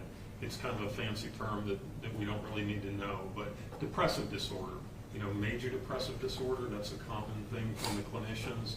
Basically what they're saying is the primary issue is depression. Now, the rule out bipolar disorder, when they say rule out, what they're saying is, let's take a little bit of a closer look at the potential for a bipolar disorder diagnosis. Now, keep in mind that a bipolar diagnosis is not a psychotic mental illness, it's a mood disorder. So when they say bipolar, it's mania and depression. So they're ruling that out. They're saying, let's take a closer look and see if maybe that diagnosis might apply. Okay, so when we see bipolar, that's not psychosis or being psychotic. That's a whole. It's a mood disorder. It means extremes in moods, essentially, like mania and severe depression. But he's not been diagnosed with it. No, not at that point, no. February 26th, he is not psychotic. Okay, February 26th, same admission, mental status examination, Dr. Raster, the MD who is treating him, explicit, he is not psychotic. Okay. This is day 6. It appears that the signatures, again, this is also a different person, or maybe it's the same person, 226. Patient, something common cooperative. Is that behavior you would expect if someone was under a severe auditory hallucination? No, I mean, it's actually contrary to what you would expect. If they're experiencing severe psychotic symptoms, you wouldn't expect them to be common cooperative. And if you look right here, current behavior demonstrates control over behavior, follows directions, cooperative, verbalizes coping skills. Correct. That's inconsistent with being psychotic or having auditory hallucinations. It is. It seems to be that the contradiction is the report of these serious symptoms in the absence of any behavioral or emotional indication that those symptoms are actually occurring. And the reason that I'm going through multiple things on a single day is there are different people seeing him. There's a nurse. I mean, is that how it works? You get seen by different people? Right. It's multidisciplinary when you're in a behavioral health center like that. Multidisciplinary meaning there's usually an MD who prescribes the medications, the psychiatrist most likely, a lot of times a psychologist, a lot of times a master's level counselor, RNs who administer the medications. In this particular note, it is an RN, but it is multidisciplinary. There's a lot of different people that will see him during each admission. So there's not just one person doing this. There are multiple people that are making whatever observations they're making. Correct. And then they also have treatment teams where the multidisciplines come together and talk about each case, each person, and develop some kind of treatment plan that's reflected in these notes. Do you have this particular page? I do. Okay. Can you tell us what it says on the bottom here? It's in kind of a cursive E writing, and it's hard to read. I will do my best. Patient is smiling while talking to nurse. Patient is talking with nurse about treatment plan. Patient stated waking up and being in a good mood last night. Staff will encourage patient to continue to have a good day and end the day in a positive note. So is that indicative of severe audio hallucinations? No, it's not. That's the 26th of February, and generally, just like the 24th, they're describing him as basically being in a good mood, interacting well, essentially no issues, no recognized behavioral emotional issues. Let's look at this note. This is from the 27th. Well, 26, 27. There's a 27 on the bottom and a 26 on the top. What do we have in the highlighted area? Patient calm and cooperative. Again, is that consistent with severe auditory hallucinations? You're going each day, and essentially that's the assessment. This patient is calm and cooperative and no psychotic symptoms. So it's consistent in that admission that they were not recognizing any type of psychosis. So here's a discharge summary. February 28, 2014, and what is the What is the diagnosis discharge? Diagnosis is depressive disorder, not otherwise specified, that NOS, that's what that stands for. It's just the primary issue is depression. So, again, there's no psychosis according to the discharge summary in this particular discharge. Right, there is not. There's no indication of any kind of psychotic mental health condition with the discharge diagnosis on that second admission to Michigan. But there was some notes in there when he said he heard voices, or people calling, or some voices calling his name. So is that by this diagnosis, the discharge summary, does that mean that that was not considered as part of the diagnosis based on the totality of the circumstances? Well, absolutely. What the clinicians are saying, and again, in spite of what Mr. Zaber is reporting, they don't see him as having any kind of psychotic mental health condition. So no auditory hallucinations. Now, there is a hospital note. This has been dated. I think it's kind of the date of discharge, but there's a note here. Maybe I put the slides in the wrong order. Bottom was discharged with improved condition on February 28th. His condition is stable. Mood is pleasant. Speech is spontaneous. Affect is calm. Not threatening to hurt himself or others. Is not agitated, psychotic, suicidal, or homicidal. But there's a paragraph up toward the top that does talk about some behavioral issue. Can you have behavioral issues and not be psychotic? Yeah, I mean that's part of the clinical task is to make that distinction. So is the person's claiming auditory hallucinations? Let's look at the behavior while he's here and see if it's supported that he has a mental illness involving psychotic process that may account for the behaviors. So in this Michigan admission, this is from Dr. Rassler. He did a lot of notes on him when he was in Michigan that second time and that third time. Also a Dr. Zwerneman at Michigan in the March admission. But essentially, what they were saying is he's demonstrating these behaviors. First of all, they're explicitly saying he's not psychotic, but he's demonstrating these conduct disordered antisocial behaviors, which means it's conduct disorder is an adolescent behavioral disorder where the person disregards rules, disregards other people. It's not something you can treat with a medication because it's considered personality.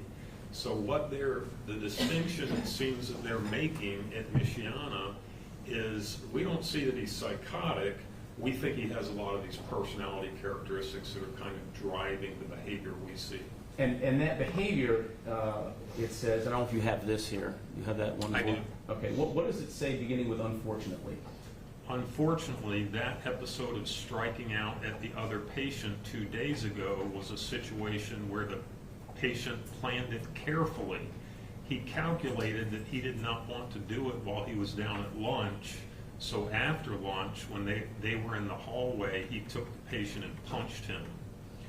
During the hospital stay, that's something else. Yeah, so that's saying, they're characterized, it was calculated and it was planned, this attack on the other student. So essentially those are the conduct disorder kind of antisocial things, and that's not the only note that highlights those issues while he was at Michiana. So what I'm trying to parse out is a behavioral disorder versus a mental illness. A behavioral disorder versus a mental illness, and specifically a psychotic mental illness. So a behavioral disorder, you can't really treat with medications because it's not a neurochemical condition that medications will respond to. It's personality. So if you have a behavioral disorder, it's personality driven. Medications aren't going to help the person change the personality. But a mental illness like a psychotic condition, hallucinations, stuff like that, that's neurochemically driven. That's why we give them medications, and it tends to make the symptoms go away while they're taking the medications because it's neurochemically driven. So that's a distinction. Neurochemically driven mental illness versus personality and behavior. And the highlighted line there below the box, He did not seem to have a lot of remorse for his behavior, which was the most concerning sign for us. So in those behavioral disorders, they usually develop in adolescence, sometimes a little earlier. Part of what goes along with those behavioral issues is no remorse. They don't seem to have, with those personality issues, they don't seem to have kind of the sense of empathy and not wanting to hurt people, which is why they tend to break the rules and break the laws and hurt other people, because it doesn't bother them like it would with most people. and what I'm trying to set up here is to understand, even though this happened and they say there's a lack of remorse for his behavior, which was most concerning for us, had that been a psychotic episode driven by something in your head, they wouldn't expect remorse from that, because it's an auditory hallucination, it's a psychotic episode. Yeah, I mean, if somebody was actually psychotic and did something, they would be misperceiving, so they may be perceiving that what they did was justifiable. So there wouldn't be really a remorse component to it. But here they're delineating that this is no They're psychosis. explicitly not psychotic. These are behavioral issues that we're most concerned about, including lack of remorse. Day 8, the mood, I'm okay. And then there's follow-up after the discharge on for an appointment with Mr. O'Connell on March 5th, 2013. Right. And we've already, Mr. O'Connell has testified.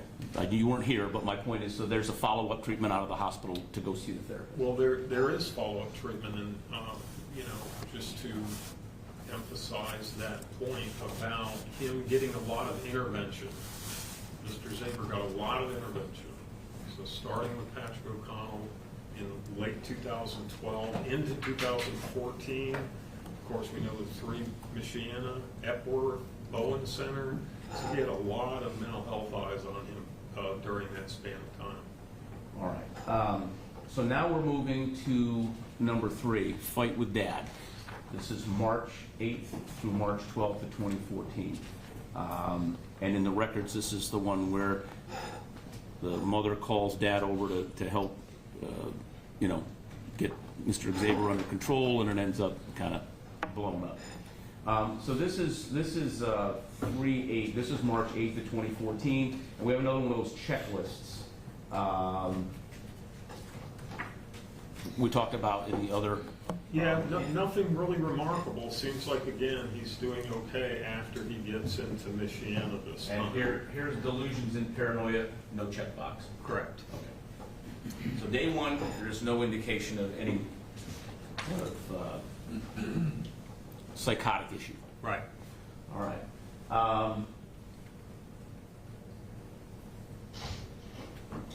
Day 2, affect is appropriate. Behavior, attentive. Speech, normal.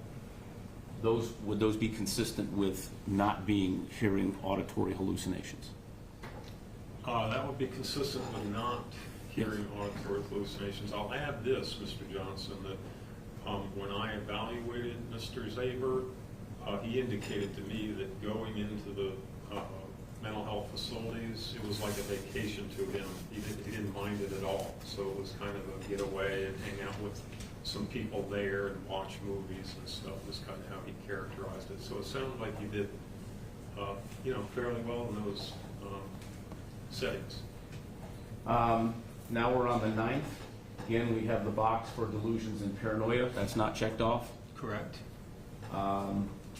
We have a note from March 10th. This is the next day. You see what's highlighted. He is not psychotic. I do. He is not psychotic, and this is Dr. Raster again. So Dr. Raster's treated Mr. Zaber, both of those admissions to Michiana in 2014, February, March. So in other words, had a lot of time to assess him and conceptualize what Dr. Raster felt was going on with Mr. Zaber. Right. Now we're to 3/12. It says in the plan Continue triliptol to help his impulse control. Also, my concerns about his conduct type behavior. What do you know what triliptol, if I'm pronouncing it correctly, is?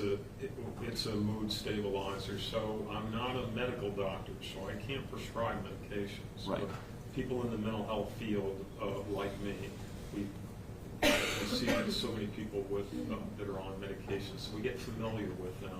Sure. Triliptol it's for mood disorders, for depression and irritability, other mood issues. And if I may, on this same sheet, so this is March 10th, the top of the page is not highlighted.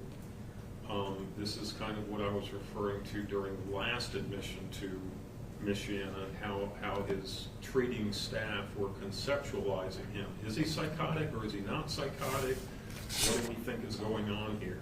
So the top paragraph, he also seems to have significant symptoms that are related to conduct disorder. The patient does not seem to have significant remorse for his behavior and seems to be intent on trying to intentionally go after people. Here on this unit, he has already gone after one of the weaker patients on the unit, which is what happened last time. So again, that same conceptualization. I mentioned conduct disorder, that's that adolescent behavioral disorder. It's not a mental illness, it's personality pathology. And it sounds like during this admission they're describing him the same way as they did the last admission. And this triliptol, that's not for psychosis? No, it's not for psychosis, it's for mood. It's to kind of stabilize the mood, help with agitation, help the person kind of calm down. And if you're agitated, you may go after people?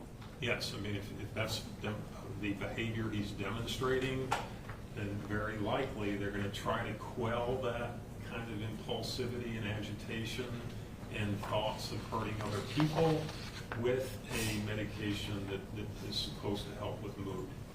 Right, next day, 310 of 14, the box that says delusions and paranoia are not checked off. Correct. Same as the last one. Day 4, we're now on 311, so March 11th, the box delusions and paranoia not checked off. Correct. Day 12, there's the activity therapy progress note, same as we've seen. Delusions and paranoia, box is not checked off. Yeah, could we, Mr. Johnson, could we flip back to the 10th? Sure. There you go, right there. So on the bottom of that page, it's that little handwriting. Yes. That was relevant to me. It says additional information. Open to group and fully engaged comments were very cold and dark. So it's engaged but cold and dark. So kind of they're describing that kind of, I'd say, kind of morbid, macabre kind of theme that seems to be evident in the history of Mr. Zabel. Okay. Get back to, this was the 12th, and now we're looking at Bowen Center. This is 324, and I just have it up there so that we can see the date of evaluation is 324. Correct. And the last page, content of thought, the client is denying any suicidal or homicidal ideations, paranoia, or hallucinations.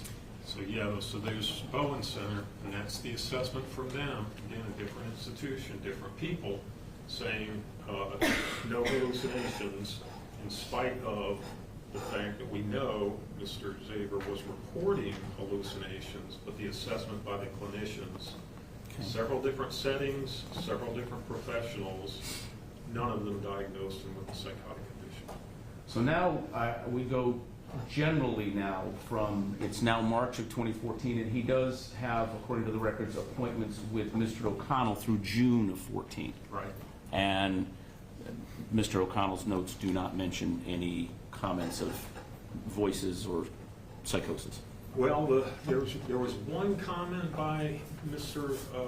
O'Connell that, and I think it's been heard before, that it's hard to know he was talking about hurting people. And it was Mr. O'Connell's comment, and I'm paraphrasing a bit, but he seems to be combining thoughts, fantasies, and hallucinations. He said, and Mr. O'Connell was like, I'm not sure which it is. So he was thinking, I wonder what's going on here, and considering the alternatives based on Mr. Zaber's report. But aside from that entry, I didn't see any other indication that Mr. O'Connell thought he had auditory hallucinations. And Mr. O'Connell saw him for a year and a half. Yes, And beginning in late 2012 into mid-2014. now, we're looking at the Bowen Center on 3/27 of 2014, so this would be the next sequential visit, and it's a little different. On the last page, we have perception, and now we have a mention of auditory hallucinations, visual hallucinations. Looking at the records, is this a self-reporting thing? That's what it looks like to me. Report, it's kind of a mental status examination. And it looks like to me that it was a self-reporting auditory hallucinations and now visual hallucinations too, which, he's claiming both, which makes it even more severe, the mental health condition, because not only is he hearing voices, but he says he's seeing things too, which would mean that if that's true, then we really should, it should be very obvious in his behavior and his emotional response. Okay. But there's nothing about his behavior or emotional response here that coincides with that actually happening. Right, that's the Bowen Center, but also everywhere else. I never saw an entry where it said it appears he is responding to hallucinations as he indicates. No clinical verification that he was actually hearing voices like he claimed, also reflected in the diagnosis we're talking about. No diagnosis of a psychotic condition. All right. Bowen Center, April 7th of 2014. I just put this up here because it says date of service, and we know that that's a date. Last page. No hallucinations, no delusions. Okay. 5/14. This is sequentially. This is the next one. We have the date 5/14. No hallucinations, no delusions. 6/13/14. Same thing, no hallucinations. 7/28/14. Same, no hallucinations. 12. Now we're at 12. We're December 5th of 2014.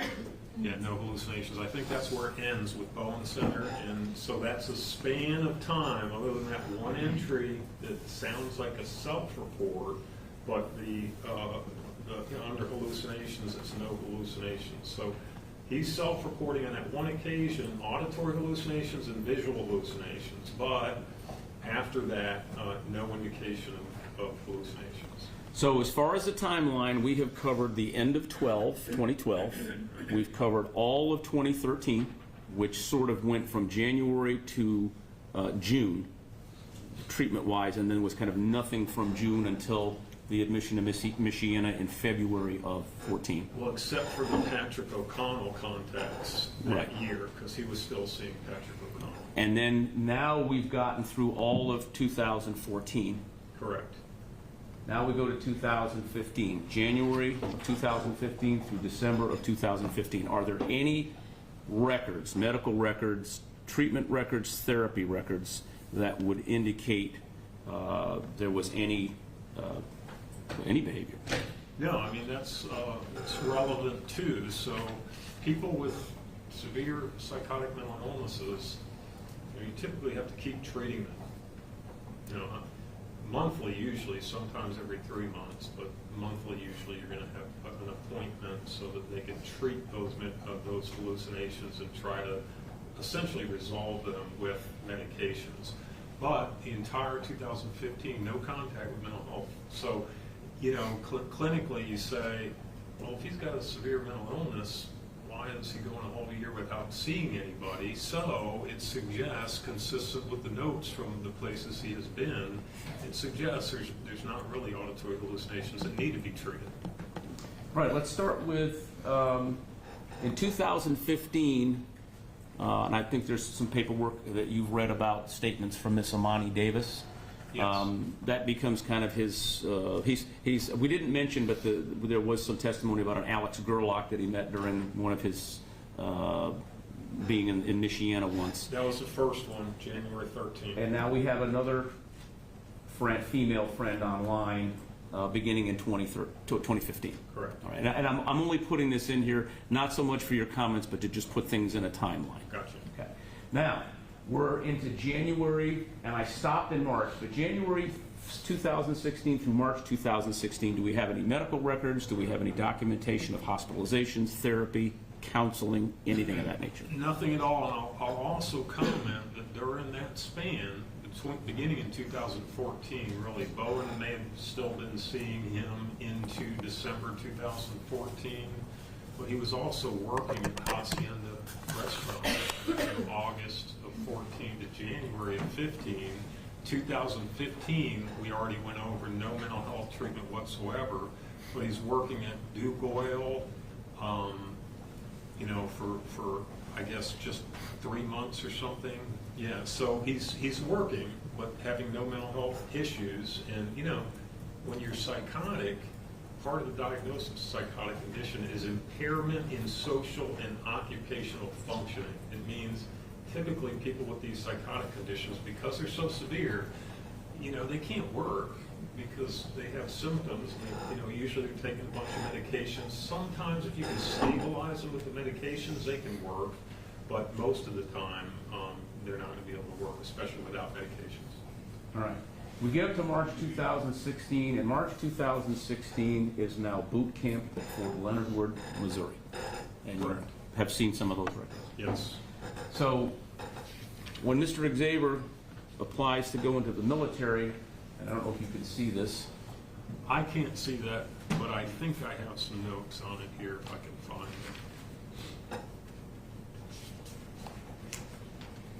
Yes, I have it. At the top, have you ever had or do you now have, and there's a whole list of things that you can say that you've had. What does 17, I think, G say? Been evaluated or treated for a mental condition. And he his answer? checks no. Okay. Well, and that we know from the records is not accurate. It's not true. Now,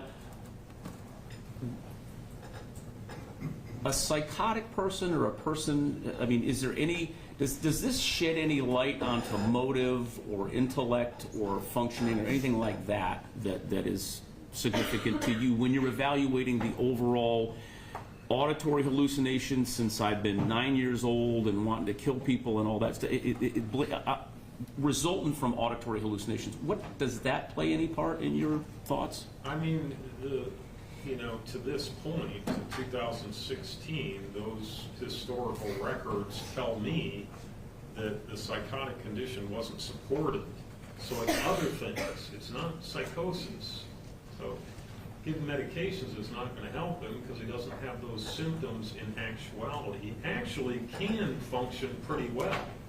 So remember when he was in the mental health institutions, he functioned pretty well, with the exception of sometimes going after weaker patients, but generally functioned well. When he's in the community, generally seems to be functioning okay, applies to the military. So he's a capable guy in a lot of ways, and was capable enough to do this application to the military and ultimately be admitted to the military. But wasn't honest about the application in all respects, which we also, from his history, know that that's a characterization too. Discharged from the Army in June of 2016, Correct. so in about 3 months. This is from the military, and at the bottom, is there something significant? This is April 18th of 2016. From the military records. Yeah, this was really good. I like this because, again, it's kind of separated in time a little bit from those earlier interventions, and so now he goes to the military, and he's getting this counseling.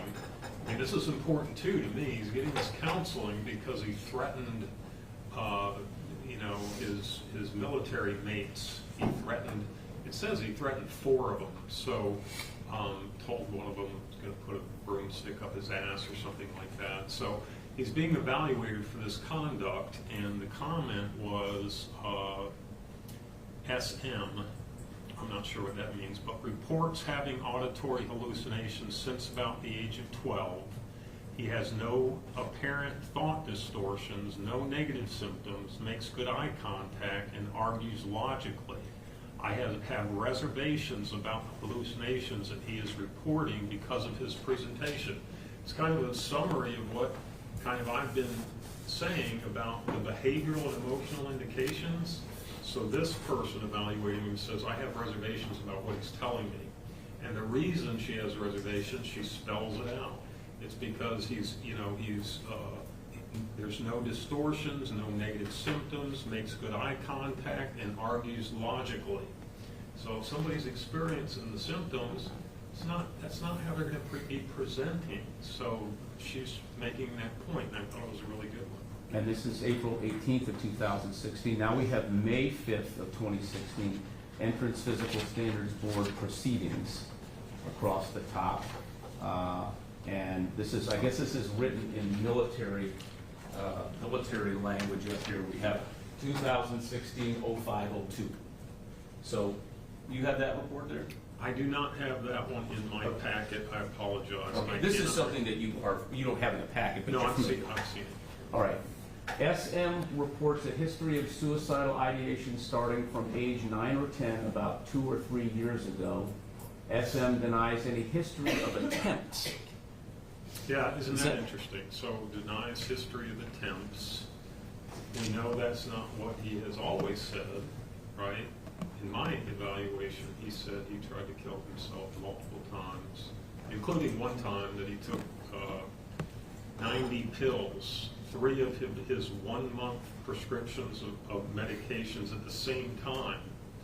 So I was skeptical about that simply because you take 90 pills, psychotropic medications, you're going to the hospital, right? So he said he fell asleep, stayed awake for a while, fell asleep, and then woke up, and that was essentially it. So there's different characterizations of his suicidal past based on who he talks to. It's rarely the same. I've seen it where it was more than 12. I've seen no attempts at suicide, and pretty much everything in between. The bottom highlight, SM did not report or present with any delusions, hallucinations, or mania. Right, so, moving forward in time from those first assessments up until this May of 2016 assessment, no indication of hallucinations. Now, 2016, Amani Davis is a person that's apparently spent days or hours talking and FaceTiming each other. I think you've had her statement and things of that nature in the past. So again, putting this in context of now we're still in 2016, we're now out of the Army, and again, just putting the timeline together. Right. So from June of 2016 through December of 2016, do we have any records? Do we have any hospitalizations? Do we have any therapy notes? Do we have any counseling? We have nothing during that span as well. And we also have no prescriptions from anybody. Right. From January of 2017 through December of 2017, an entire year, do we have any hospitalizations, therapy notes, counseling, medications being prescribed? No mental health contact during that year that I'm aware of. Now, 2017, Erica Chevalot, another online friend, has a conversation, and you've had a chance to look at these Facebook records. Yes. Okay. Now, these are not medical. No. These are social things. Right. These are what, I guess, folks chat online or through various medium like Instagram, Facebook. They keep changing them. I don't Right. keep up with it. But so these are more personal things. Right, some, social media contacts, of course, with youth are very common. In fact, probably too common these days for them to get on social media and interact with people. But yes, this is contact with Erica Chevalot, and he actually met her in the military. Now, the overall theme of what I want to ask you about is when you look through, and we'll go through some of these because there's different topics, different things that are discussed.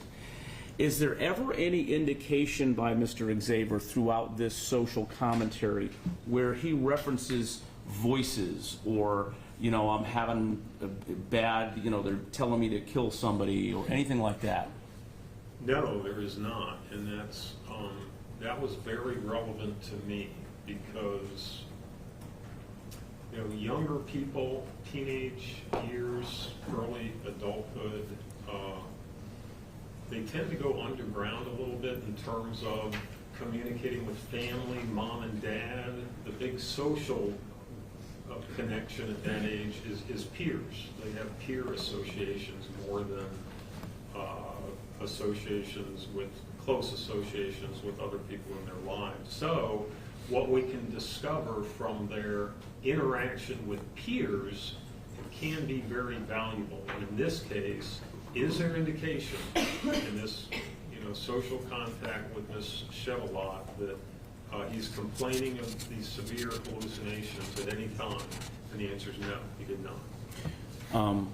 I'm just looking at the time, and I know we haven't had a break. We started a little early, but I just want to look at the court, and just in case there's anybody wants to take a break. I'd like to I gotta ask. have one now. Yeah, okay. If I don't cut line, if y'all don't mind. That's fine. Yep. We will take a comfort break. Very good. Thank Okay. you very much. I'm just trying to keep my eyes open.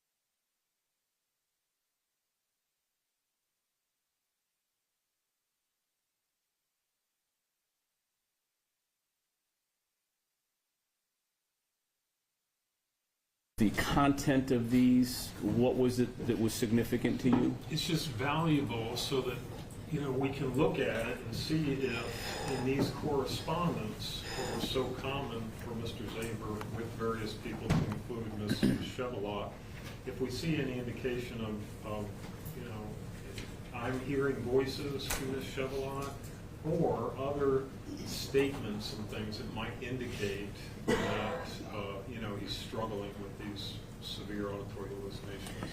Now, in addition, because we talked about the evidence or some indicia that someone was hearing things or might be distracted, the other thing that we talked about in the medical records was the desire to do harm, not because of psychosis, but just because of a behavioral disorder. Well, that was a consistent theme. So throughout Michiana and Epworth, it's wanting to hurt people. That was the clinician's concern, is his tendency to want to go after people, want to hurt people.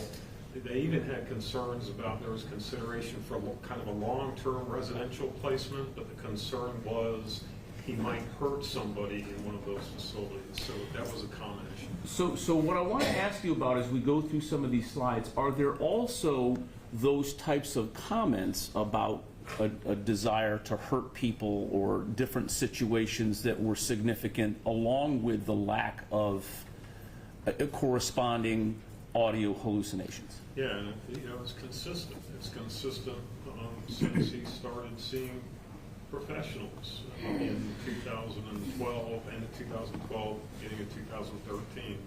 These ideas about hurting people, these reports that he, you know, kills and mutilates animals, things like that, are kind of violent thoughts that are expressed through these, you know, interactions with other people, including the social media stuff.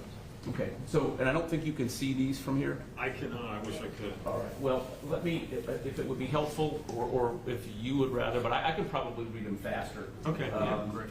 This particular page, which is page 125, and I'm not sure, I know you have these and you've read them. I do. You have to read Facebook from the bottom up. Correct. The conversation starts, well, it kind of starts in the middle of the conversation. This is Mr. Xavier and this is Ms. Chevalot, so that it rotates back and forth of who it is. I noticed, so I had a dream last night, and it was refreshing but also annoying. Answer, why? Mr. Xavier went back to basic with the same drill sergeants and Alpha Company again, and remember them laughing and joking again. Answer, I miss training a little. Mr. Xavier, I miss a lot of things I can't have anymore. Ms. Chevalot, that's why you gotta find new things. Mr. Xavier, I don't want new things, I want the things I want. Ms. Chevalot can't always have what we want, so we suffice with substitutes. Mr. Xavier, I don't. Ms. Chevalot, okay. Mr. Xavier, like 2 days ago, I needed blood again, and I had no choice but to take my own. Ms. Chevalot, you don't need blood. Stop telling yourself that. Okay, when my heart's beating through my chest and I can't contain a thirst for blood, when I so much as think of it, let alone smell or taste it, yes, I believe that's called a need. Does Mr. Xavier refer to himself as other than I? No, it's all I, not I'm hearing voices and they're telling me these things, and even the dialogue it's very organized, sequential. You know, you would expect some confusion, getting off track, and distress, but it seems to be very, you know, kind of calm and you know, organized in the delivery, along with these kind of morbid things that we see in Mr. Xavier's history as well. Okay, so we continue the conversation. It's a craving and you can control it if you just don't let yourself. Mr. Xavier, not really. If I could control it, I wouldn't have cut my hand open so I could get to it. If it's just a craving, the crave would die down after I had it, but all I could think, and even now all I want is more. Mr. Chevalot, you know that whatever you tell yourself is going to be more likely. You have to change your thinking. Yeah, so, you know, in conceptualizing the case, that seems to be, and this is a reflection of it, he's kind of feeding those morbid thoughts, you know, he continues to think about it. It sounds like Ms. Chevalier is encouraging him not to, but he is. He's feeding those thoughts, and the more you feed those thoughts that are kind of dysfunctional or aggressive or violent thoughts, the more it is apt to be expressed in behavior. And we see it a lot in a lot of different populations, including sex offenders. We tell them, do not feed those fantasies, those sexual fantasies that are deviant, and we try to teach them not to do that anymore. It sounds like Mr. Zaber is feeding those violent fantasies. And we're continuing the conversation. Not having me to talk to may encourage you to find better things to do and focus on these unhealthy things less. Mr. Zaber, I wish people understood that it's not a focus on unhealthy ideas or things. It's all I can think of, it's all I hear every day, it's all I see every day, it's all I smell and taste every day. Blood, death, and murder. It's all I have happening 24/7. I have moments in between the thoughts and scenarios that can occupy my mind for moments at a time, but it all goes back eventually. Ms. Chevalier, it's a focus whether by choice or not, and it's unhealthy because you harmed yourself and you want to harm others. Mr. Zaber, how is that unhealthy? Maybe that's healthy for me because I don't admit it, I get louder and harder to contain. Ms. Chevalier, but you shouldn't have to. Mr. Zaber, but I do.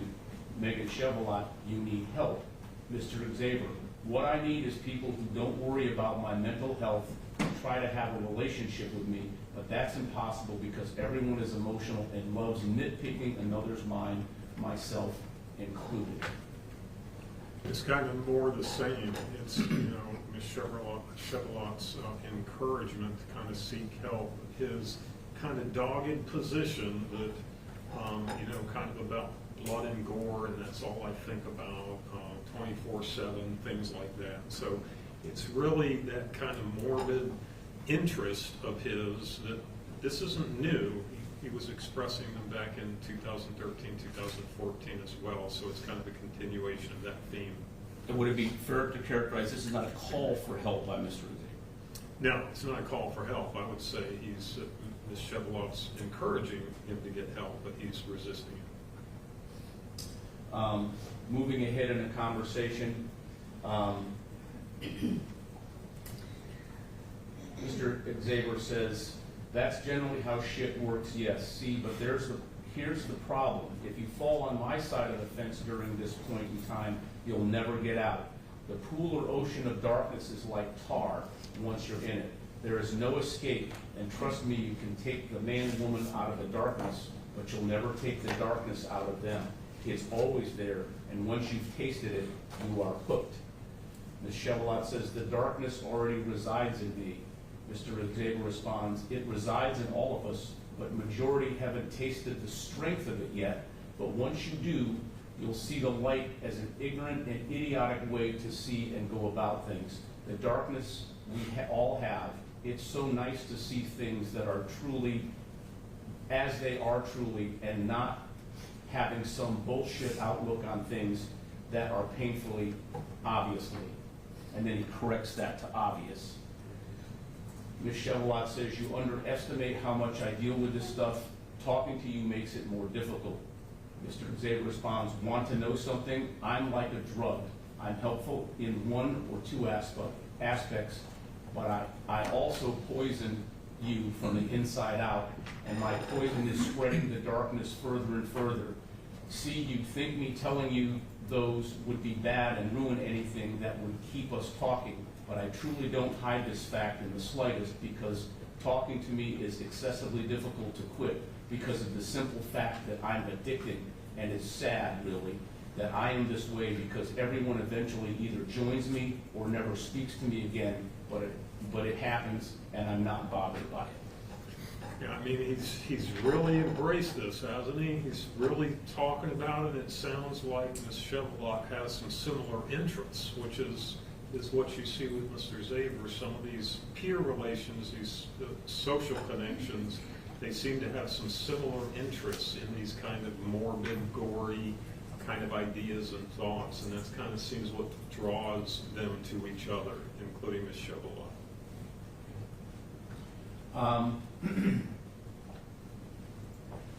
here. If I were in person talking to you, I can coach you into about anything and you'd find it a great idea. Ms. Chevalot says doubtful. If I were in person talking to you, I can coach you into about anything and you'd find it a great idea. How is that as far as voices and being influenced by auditory hallucinations? Right, so none of it sounds like voices. It sounds like Zephan Zaber is expressing his own interests. However, peculiar to most people they may be, it's Zephan Zaber expressing his own interests and thoughts, nothing related to auditory hallucinations. And now I have a date here. So these records go multiple days. Yes. As the conversations start and stop. We're on April 18th. Mr. Zephan says, your words, your choices, they are lined with light but are dark. It's intriguing and enticing to want to corrupt it all, and it drives me mad trying to. However, I also don't wish to rush your change, as it is like trying to rush a flower's growth. If nurtured and cared for, correctly can turn out beautiful and live forever with a pleasant scent.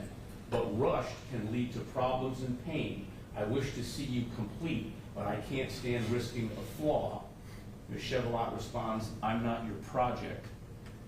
Mr. Zaber, no you're not. You're a flower preparing to bloom, but I'm a mad scientist with the capabilities to rush your growth. It's like watching Frankenstein. You stop the electricity too soon and it's underdone and weak, but too much and it's overdone and dying. It has to be just right, and I can't tell if I wish to try to rush you or just let it ride out. You're not my project. I just took interest in you. I mean, again, it's very organized, nothing peculiar in terms of like disorganization or not being able to express himself. Sounds like maybe trying to press and perhaps manipulate Ms. Chevalot a little bit. Kind of poetic. Shows he's fairly intelligent guy, but again, it's I. It's nothing having to do with I'm hearing voices, anything like that. How about the concept of analogizing a person's development and growth as a flower, and then also a reference to Frankenstein, which is a Mary Shelley book from years ago that's been turned into many movies. Is that something that someone who was disassociated, distracted, and otherwise being disorganized, confused, that kind of thing is what you would expect if they're having these severe auditory hallucinations. Disorganized, confused, difficult expressing themselves. Sometimes they don't make sense. Sometimes they make a little bit of sense, but he's making sense in that kind of morbid, weird way. We're on April 19th. Anger is the best emotion to show to others like you. You know, if you wanted, I'd say, take it out on me because you can't break me. But likely you'll say, I can't or I don't want to which I wish to force you, but I won't as it causes stress. And then Ms. Chevalot says, the other day I thought about purchasing many glass and ceramic items and a baseball bat to like deal with shit, but I just went to get a couple drinks at the bar instead. Mr. Zaber writes back, better with the bat for skulls, but sure to start with ceramics. What about? It's just all, I and me, and again, he spends a lot of time thinking about this stuff, it seems, and so does Ms. Chevalot, and again, that's that commonality that they have that probably, nurtures their relationship, that kind of morbid interest, but not psychotic, not dealing with auditory hallucinations. It's Zephan Zaber. How about the glass and ceramic items versus the suggestion of skulls? I mean, it's just consistent with the kind of the morbid interest that he's had for a very long time, I would say. We're now, that slide shows that we're now on April 20th. And there's a discussion about Megan's, I guess, boyfriend I miss him. This is Ms. Chevrolet. I miss him and I still love him, always will. Mr. Zaber, it's not a good idea because in 3 or 5 days, if you aren't back with him, he'll lose his shit and say horrible things. Megan Chevrolet says, and I will still love him, Mr. Zaber, and he will claim he hates you and he wants you dead most likely. Ms. Chevrolet, he won't. Mr. Zaber, I never thought I'd say what I did to Alex, but here I am. Ms. Chevrolet, he won't. I'm confident. Mr. Zaber, yeah, so was Alex in me, but I did it. Ms. Chevrolet, you're not going to change my mind. That's a relationship discussion. It's a relationship discussion and kind of giving advice, and again, very organized and sequential, both of them. No disruption in the dialogue that they're exchanging. Again, weird for most people, but a basic discussion, no indication of psychotic processes. Here's a picture that gets sent to Ms. Chevrolet on April 20th of 2017. Mr. Xavier says, just how I see myself in most relationships I've been in is all. Yeah, he has a lot of that in his social media, those kinds of pictures. So interested in kind of the occult and demons and things like that, the different kind of interests that some youth seem to have, not mainstream at all, but not uncommon for certain youth to have that kind of interest. And part of that conversation truly is, this one is my favorite because I actually remember that exact same position that I held Alex while staring my father in the eyes. Assuming that's him, then that's Alex. Right. Mr. Zaber, this is where the picture, I guess, goes, that last picture. He doesn't approve of anything I do if it's not what he wants me to do, especially Alex, who hates her with a passion. Why? Give me a second to find a picture so you understand a little better why he doesn't like her. And then he sends this picture.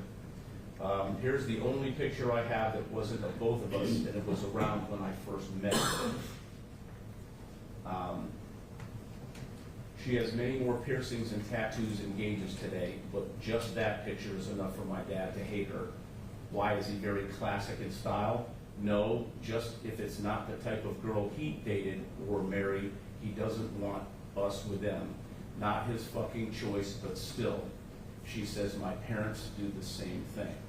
Is it another organized conversation? Very organized, very, it's unremarkable essentially, meaning there's no indication from this dialogue and these exchanges that there's any psychotic condition in Mr. Zaber. Let me go to the next comment. Mr. Zaber says, yes, and I'm attracted to the darkness in people and I hate the light in them. I can accept the light if they respect my hatred for it. Like Alex always called me her demonic king, and she was always my angel of darkness. Edgy, yes, but it comforted me that she let me have the nicknames I wanted. I would also call her my wife and other more normal shit, but I just enjoy demonic titles. And so far, no one has matched her in terms of attachment I've had. I'm attached to your choices, but I was attached to Alex on everything she did, said, thought, was. She was my picture of what I wanted.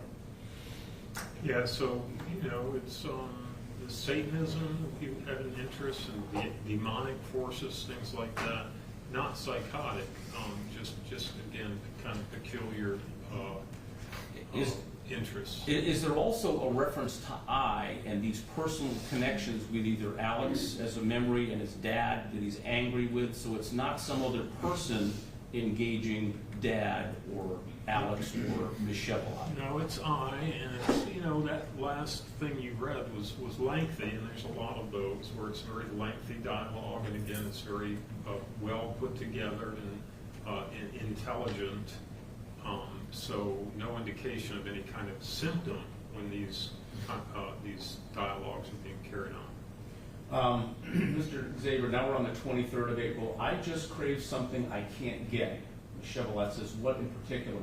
Honestly, a demon, a straight-up evil individual who is the embodiment of sin.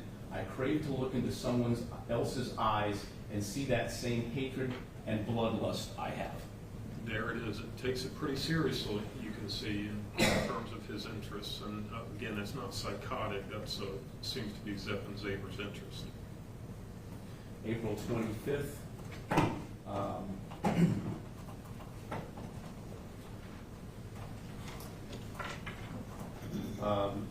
Eric, Michelle Lott says, I'm tired, not so much makes me something anyway. I see I fell asleep and woke up even more tired. Talk to this 24/7 mental health chat thing, and it didn't help at all. This is Mr. Zaber. What did you talk about? Well, what did you talk to it? There's a misspelling probably of about. I talked to her about my past entirely, never mentioning names or schools or anything of the sort of anything of the sort, so no legal rules broken nor said. Any threats, just simply implied what things were and how they operated. And to start, asked if I could have the opinion of someone who still understands the boundary between good and evil. Was on an hour of time I wish I hadn't wasted because it just pissed me off more. Yeah, I mean, it sounded like he made initiated some kind of mental health contact with somebody, and it sounded like it didn't help him. It just upset him. So it's a hotline. Right. And is there a degree of receptiveness of Mr. Xavier, by his own words, to calling a helpline, and does it appear there's receptiveness to that? I mean, it's initiated by him, probably, judging from his history, just kind of related to some depressive thoughts.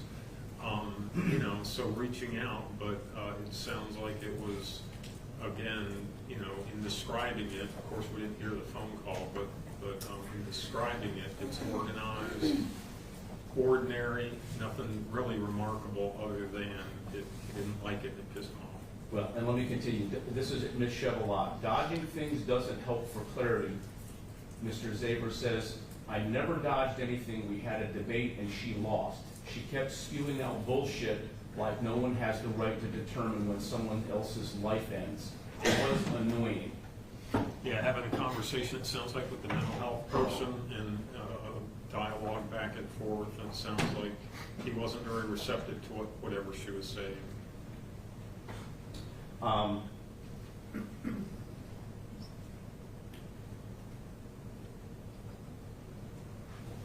Mr. Xavier says, but it's not why should they be allowed to, but not me. I have intense knowledge on how to end a life.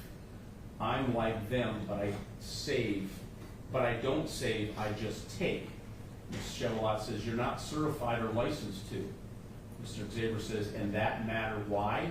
There's plenty of unlicensed doctors that save lives every day, but it's wrong to take them, question mark. Why is it wrong?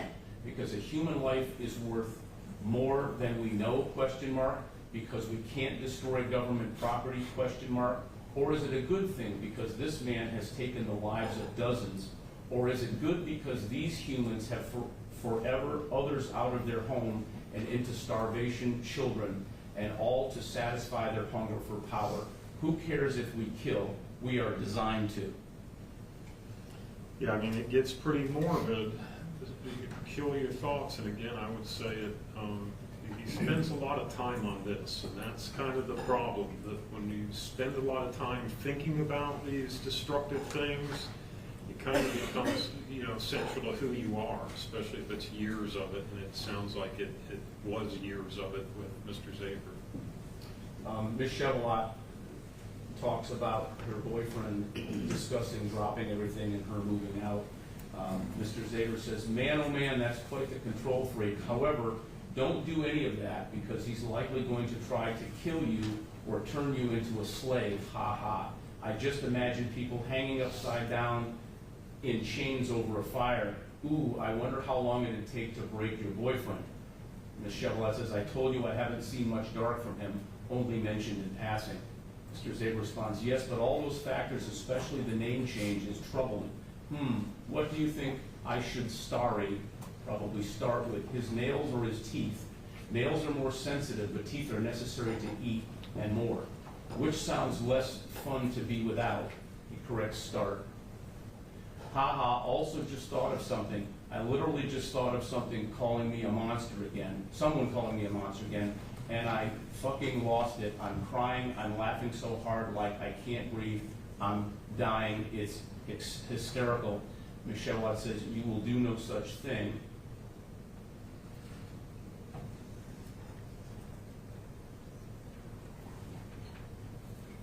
All right. That's Yeah, it. I mean, it starts talking about kind of the torture with the, teeth and stuff and the killing again, and that is, occasionally repeated in his social media contacts and the dialogue, kind of torture and killing. But again, it's not psychotic.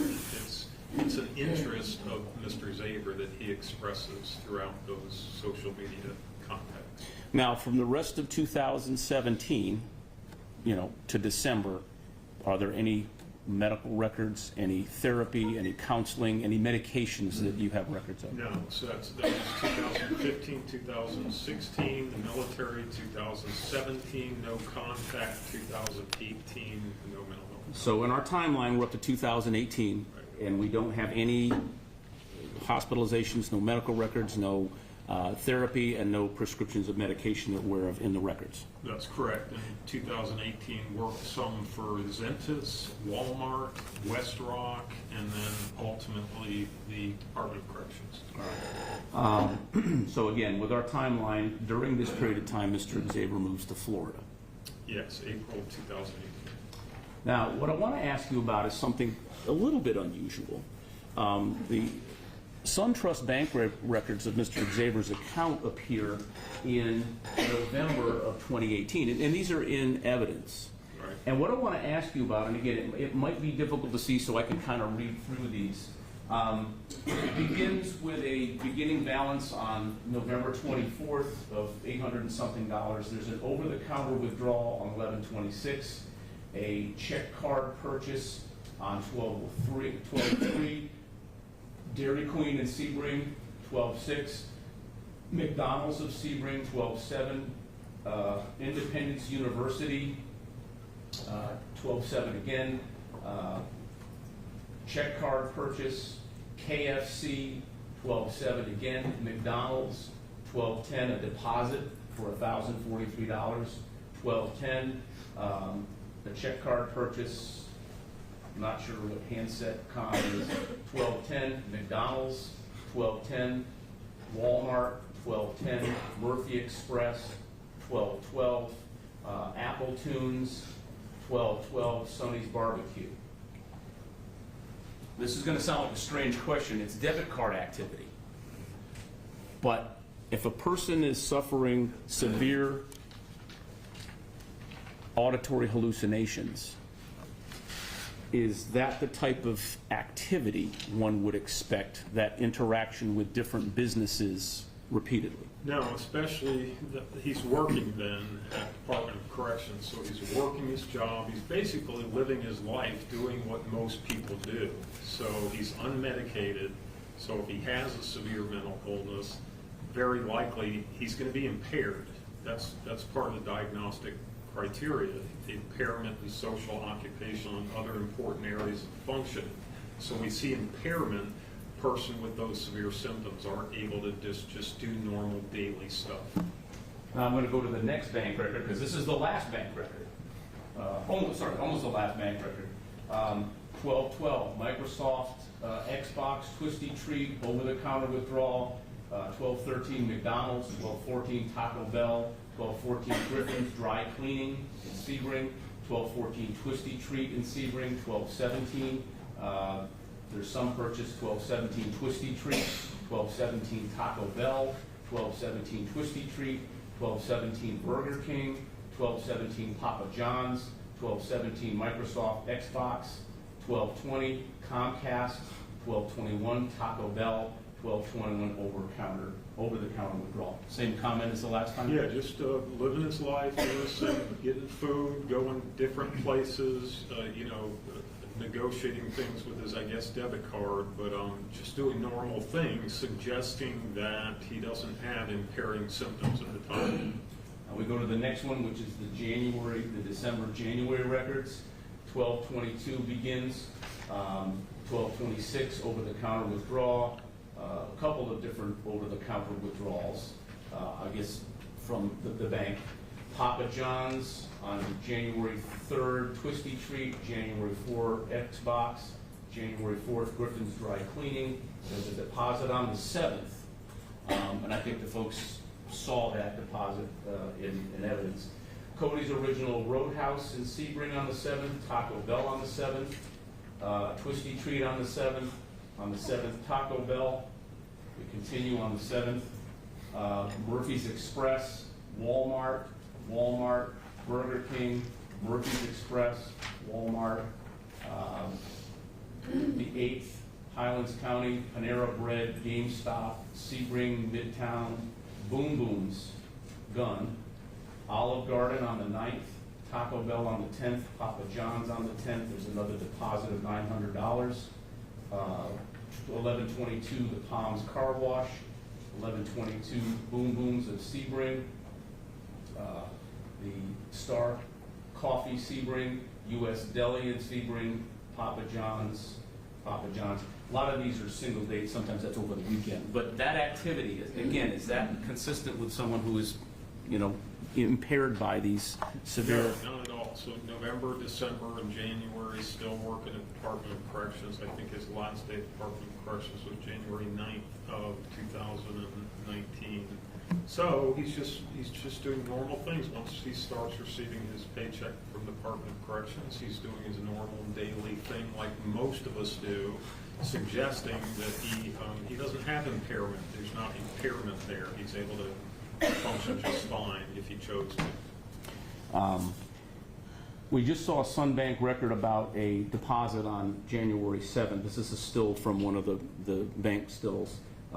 Looking at Mr. Xavier, and of course the folks in the jury have seen the video, appears appropriate? Well-groomed, it doesn't seem like when we have negative symptoms. If somebody has a significant psychotic illness, they neglect their appearance typically, so he looks well-groomed and nothing that would, alert anybody to suggest that he's experiencing symptoms. On the 8th, this is another purchase, or on what we see on the bank records. This is 1/8 at Boom Boom's. And then, of course, the folks in the jury have seen this, but Mr. Xavier is in the gun store. And of course, they can rely on they can rely on what they saw in the video. But again, this, the completing a purchase in the ATF form. Right, no strange behavior, able to go in there and make a purchase of what he wants, nothing to alert anybody that, he's having symptoms or any kind of distress, so it's fairly normal. Now, on January 9th of 2019, I'm going to show you what's previously been introduced into evidence as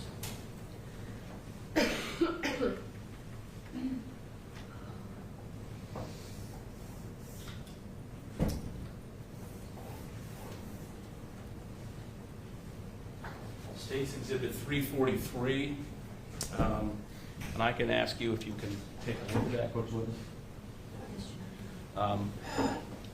On his cell phone extraction, what do we see? The blue highlighted. That's 1919 instant message. He's joined a particular group. Suicide isn't the solution? Suicide isn't the solution. Okay. So there's still activity when we don't see bank records and we don't see maybe videos of his interaction. We have this suicide isn't the solution.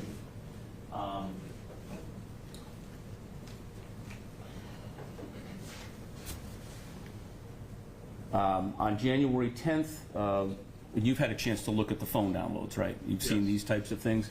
There's a note from January 10th, which would have been obviously the day after. I think you testified the day after Mr. Xavier quit his job.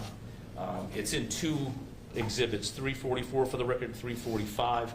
One picks up kind of where the other leaves off. You're familiar with that? Yes. And is that too small for you to see? No. All right. What is the content of that note on the 10th? All right, so this was initially created by Mr. Zaber on 6/27/18. It was modified on that date, January 10th of 2019.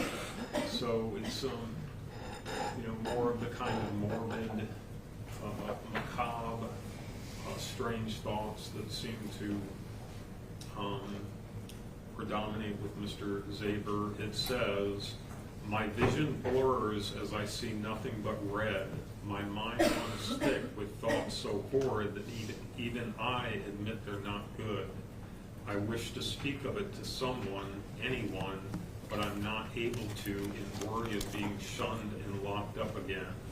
My head aches from all the faux screams and crying.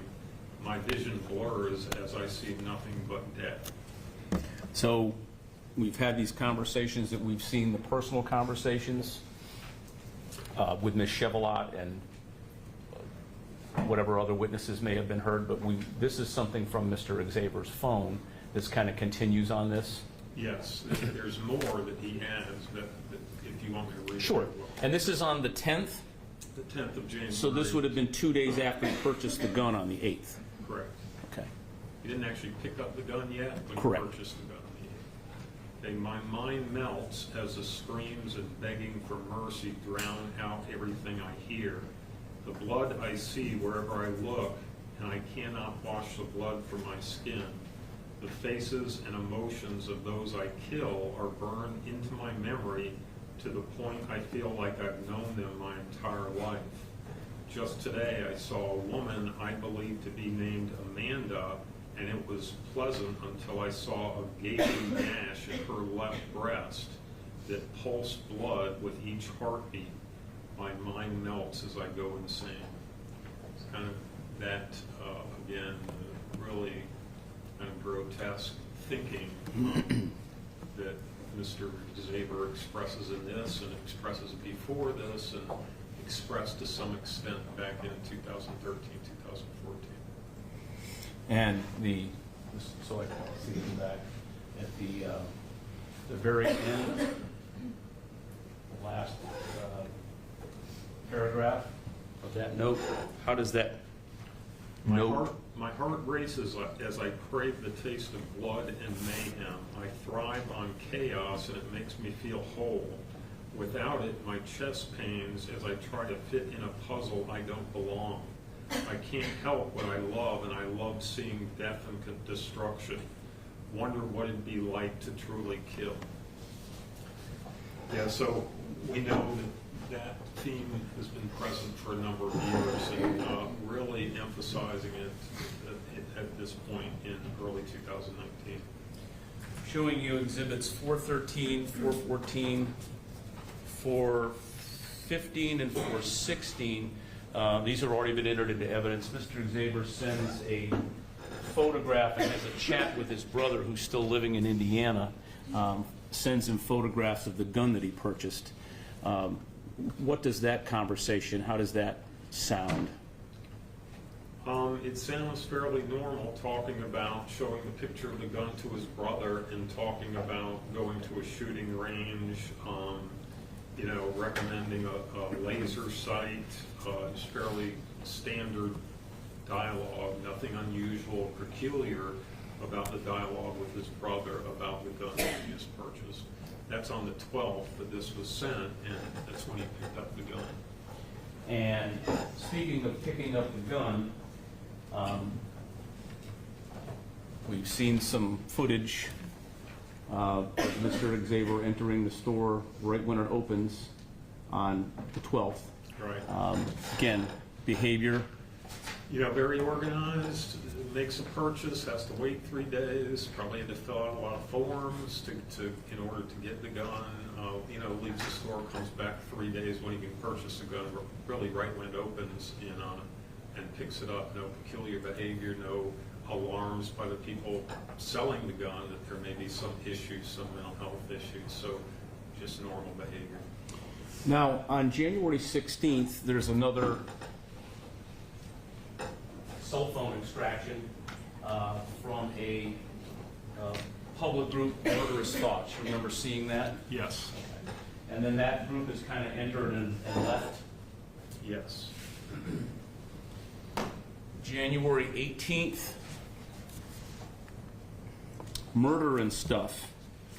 I'm going to show you exhibits 347, 348, and 349. And the content of the messages is over on this side of you, the complete content. So that's murder and stuff. Is there something about that particular group or that dialogue that is of some significance? Yeah, so murder and stuff and murderous thoughts, you know, the obvious theme of what he's looking at. So interesting on this Murder and Stuff website. Mr. Zaber got on there on the 18th, so that's 5 days before the shootings at the bank. And the question he asks on this site is, so do you know what happens to the family of a killer if the killer is killed while the police are trying to capture him or her, question mark. Like, are they fined, punished, or just like men, MEH, men? It's a really interesting question. So this is 5 days before it. He's asking this question on the forum. What happens to the killer if he is killed, you know, when the police are trying to capture him? What happens to the family of the killer? So it's an interesting thing. It's not psychotic. It's, you know, a morbid kind of interest again to think about this and to actually ask this question on the forum. And it's in retrospect, it's a fairly relevant question. It's a relevant question in terms of, it certainly suggests he had some things in mind already to ask that question and to think it through. And certainly 5 days before the crime, it sounds like he had something in his head along these lines on the Murder and Stuff website. So then the response on that, I didn't see the response, but it's... Well, if you look here, sometimes it's not highlighted. Where's the copy? You'll see a...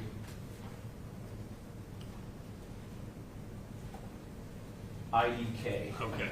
And then the final. Yeah, I thought I saw that at some point. So yeah, so the response to that question was IDK, I don't know. So then Mr. Zaber's response to the I don't know is, I can't ever find the answer no matter where I look. So it seems like the Murder and Stuff, not only the Murder and Stuff, but it seems like he's been looking for the answer to that question other places. Again, sounding like he has something in his mind at that point. But is that an organized series of organized? It's a short conversation, but It's very organized. Just, you know, in taking it in isolation, but with everything else we know about him, and that's how you analyze it. There's no indication of any kind of I'm hearing voices or I'm scared or anything like that. It sounds like it's coming straight from Zephyr Zaber. Read that last line again one more time. I can't ever find the answer no matter where I look. How did he refer to himself there? I. Yeah, it's always I. No voices. No, never any voices, never, except when he's claiming them while he's at Michigan and Epworth. But no, it's always first person I. Now we have 2/19, January 19th. So this is now the next day after that conversation or that question about what happens to the person who the killer, what happens to their family. Mr. Zaber purchases a vest with a steel plate in it the next day. Right. And again, there's a video of the transaction. Video looked nothing remarkable, just like somebody going in and making a purchase, just like everybody else. So in other words, no indication of strange things. Remember, Mr. Zaber will later say voices told him to get this vest. So he's claiming at this point that voices instructed him to buy this vest. So what we see is just normal behavior when he goes in the store, contrary to him claiming that voices are instructing him to go in the store and purchase the vest. So from a thought and action perspective, which is what you do, the question about what happens to the family if someone is killed or the police, during the middle of some sort of police altercation, does the activity of actually going out and purchasing a vest with a steel plate in it, is that a consistent from your perspective? I'm not talking about from a regular person's perspective. I'm talking about as a psychologist, when you see that question and answer, and then the next day we have this purchase. Is that a continuity of behavior and interest in the mind? It's a little dissonant. It doesn't really hold together, simply because so the interesting thing is he purchases a protective vest. So in order to protect his body, so on the heels of asking that question on the site, it certainly seems like with getting a protective vest, protecting yourself from what? Being shot. So it seems like he is taking action to protect himself in whatever he has planned, now that we know, in the very near future. He's protecting himself.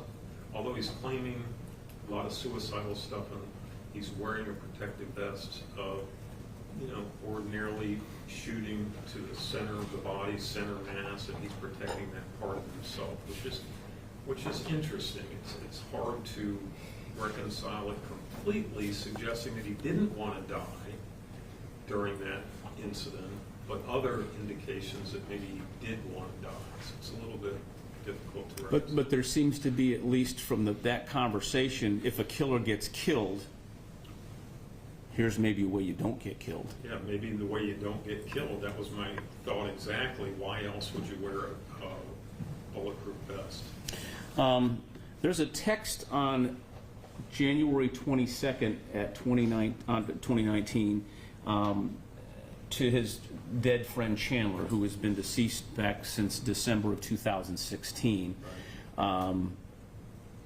And that was a time where we didn't have any records of any mental health treatment. We had no records of counseling, admissions, or medication, correct? Right. No And treatment whatsoever. when you look at that message, you've seen that, correct? I have. And tell us what significance that has to you in evaluating someone's mental state, et cetera. Well, again, in isolation, first of all, it's organized. I'll read it, but what he says to his friend is organized. There's no indication of disorganization or anything really, really peculiar. It's like having a conversation, normal conversation with a friend, so nothing really stands out. But the content of the text is what was interesting to me. When we consider that Mr. Zabers saying to me and other people, 911 operator, the hostage negotiator, voices made me do this. I wasn't planning to go to SunTrust. The voices made me get dressed. They made me put on my bulletproof vest and made me get my drip gun and drive around, and all of a sudden made me turn and made me park, and it happened to be the SunTrust Bank parking lot. So this is all the instruction of the voices, kind of a spontaneous thing he's suggesting the morning of January 23rd, 2019. And just for the record, what you're going to be reading from is Exhibit 350. I want to make that clear before you begin to read. Okay, and this is the day before, January 22nd, and this is to Chandler. Chandler is deceased. Hey, I miss you and your stupid laugh. I even miss your annoying attitude and your problems that you caused. You did horrible things in the end, and everyone hated you for it. But I never even cried when you died. I never got to mourn your death. I never got to say how angry I was at you for leaving me here alone. Me interjecting this next part's what's the most important to me in reading this. I know I'll see you in hell tomorrow, and I know that you're not going to like what happened, and you won't like me for everything I've done. Okay, it goes on. Last sentence, it goes on kind of in the same way. The last sentence is, I miss you, asshole, and I'm beating your ass when I get to hell. So he's saying to his friend, I'll see you in hell tomorrow, suggesting he has something in his head already. And thinks he's going to die. And, you know, you won't like what happened, and you won't like me for everything I've done. So it certainly suggests at that point he had a clear idea of what he was going to do the next day. Judge, I have, probably a little bit more with this witness, but I want to just take a breath, and if it's a time for lunch, I don't know what everybody's position is, but I don't want to hog the time before lunch. Would you like to conclude with direct, take a lunch, and then come back for cross? That's my... I'm only gonna be about 10 minutes. Okay. And I... Would you all like then to finish with this witness before we break for lunch? Okay. Continue. I have a few more minutes, though. That's why I was just trying to be respectful of time. All right. Now, the next thing that I want to talk about timeline-wise, there's messages that I'm sure you're familiar with from the information that you have looked at. Is that correct? And that was the text messages, or the Google Hangouts messages, I guess more properly termed, between Mr. Xavier and his former girlfriend, Imani. Yes. Okay, and were those important to you in your look at this case? Really, really critical. Okay, tell us why. Well, it's critical because we can get a look at how does Mr. Xavier sound in the morning before the shootings occurred. Okay, he's corresponding with his friend Imani Davis. So let's look at those correspondence and see if we can recognize any symptoms. Does he say I'm hearing voices? Does he sound distressed or upset? Is there indication that he's being led by auditory hallucinations instructing him to do certain things, which is what he would later claim, or not? And that's kind of the importance of correspondence.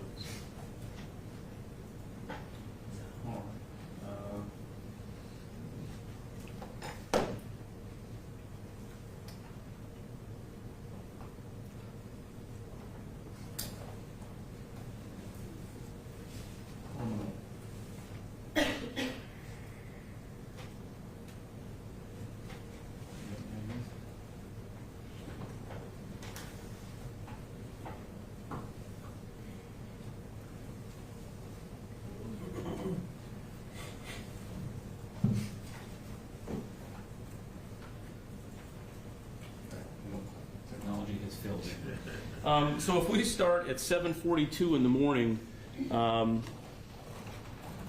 Mr. Xavier, we're looking at entry number 101. You have that kind of in order? Yes, sir. All right. 7:42 in the morning, on the morning of the homicide, so hey, and she responds hi. I think he got it fixed maybe there, right? No. No? Okay. So yeah, so Wishful thinking. The importance is this. So he starts corresponding with Imani Davis at 7:42 a.m. on the morning of the shootings. Okay, the last correspondence with Imani Davis is at 12:30 on the morning of the shooting. He went into the bank, according to the video, he went into the bank at 12:32. So the last correspondence with Imani Davis, according to the investigative reports, was when he was sitting in the bank parking lot already. The first shot in the bank was at 12:35. So 5 minutes after his last text to Imani, he shoots the first victim. So that's kind of the timeline. The other thing I will say before I read is I asked Mr. Xavier about, tell me about when you were texting and talking with Imani that morning. He says he doesn't remember it. He remembers playing a game with his friend on Xbox or something that morning. He says he stopped playing the game with his friend because the voices were getting so bad. The voices instructed him to put all his stuff on and get his gun and go for a drive. The voices told me to turn. The voices told me to park. He remembers all that to tell me, but he doesn't remember the conversation with Imani Davis that lasted essentially from 7:45 a.m. till 12:30, or 4 3/4 hours. He also didn't remember the text message he sent to Chandler the night before, is what he told me, but he remembers pretty much everything else. So that's kind of the backdrop of what I considered when I read these text messages in the context or in contrast to what Mr. Zaber told me. Now, these text messages, Hangouts messages, are there particular, because there's quite a few of them. I mean, this goes on minute by minute for, like you said, about 4.5 hours. Are there particular entries in there that you find particularly helpful or insightful with regard to Mr. Xavier's thinking or his whether he was, you know, what was going on with him at that time? Right. So one kind of position has been that major depression with psychosis. So he's hearing voices and he's majorly depressed. So I'm looking at that. Does that seem true based on this dialogue? So one of the important things to me, 834. Amani Davis essentially asked him, how are you? And he says, awesome. And she said, don't lie to me. And he says, no, really, this is the best day of my life. So that's basically how the conversation starts off. And for the record, that's 401. I have to interject those numbers for you. Sure. She asked basically, why is it the best day of your life? He says, yeah, I'll explain why in a bit. So he doesn't tell her. She doesn't know what she asked, but he doesn't tell her. So they kind of have casual talk. She's at school, wherever she's conversing with Mr. Zaber from. He says at 8:55:41, she asks, how about you? Basically, what are you doing? He says, laying in bed. Oh, I'm sorry, laying in bed thinking. And she says, about what? He says, no clue. And she says, how do you not know what you're thinking about? And he said, I do, but still. And she says, tell me, and also, why is today the best day of your life, LOL? At 9:03, Mr. Zaber says, I am thinking about horrible things, and I'll tell you around noon, so 3 hours. So he's thinking about horrible things at 9:03, but he's not going to tell her. He said, I'll tell you in 3 hours. What that made me think about is the correspondence with Erica Chevalot on March 7th of 2017 when he told her over the correspondence on social media that I'm thinking about going to a bank and taking hostages and basically suicide by cop. What did Erica Chevalot do? She contacted authorities in Michigan, and they were Mr. Zaber was still living in Indiana at the time. They sent law enforcement to his house, and his mom declined help. And so Mr. Zaber says to Erica Chevalot after that's over, well, that was rude. Basically his response to her calling the cops. Now in this case, he's not telling Imani Davis what he's thinking. So he says, I'll tell you in about 3 hours. It's 9 o'clock. So he's saying, I'll tell you about noon. So obviously he has something in mind, and he's going to tell her a little later, but he's excited about it because it's the best day of his life. Well, let me interrupt you there. First of all, that was Exhibit 402 that you read from. That last message, I'm thinking about horrible things, and I'll tell you around noon, so 3 hours. That was at what time? 9:03. And 46 seconds. And 46 so seconds. Almost 14 seconds away from 9:04. Right. So did you also have a chance, and I'm showing you 3:53, to see at 9:04 and 17 seconds what Mr. Xavier was doing with his phone other than just chatting with Imani? Very interesting thing too. So he's talking with Imani back and forth, right? Now his later claim is that voices, as I said, instructed him to turn here, go park here. He had no intention of going to specifically SunTrust. But while he's corresponding with Imani at 9:04 a.m., his phone shows that he Googled SunTrust Bank. So certainly suggests that on the morning this occurred, that he already had in his mind something about SunTrust Bank to Google it during this correspondence with the monitor.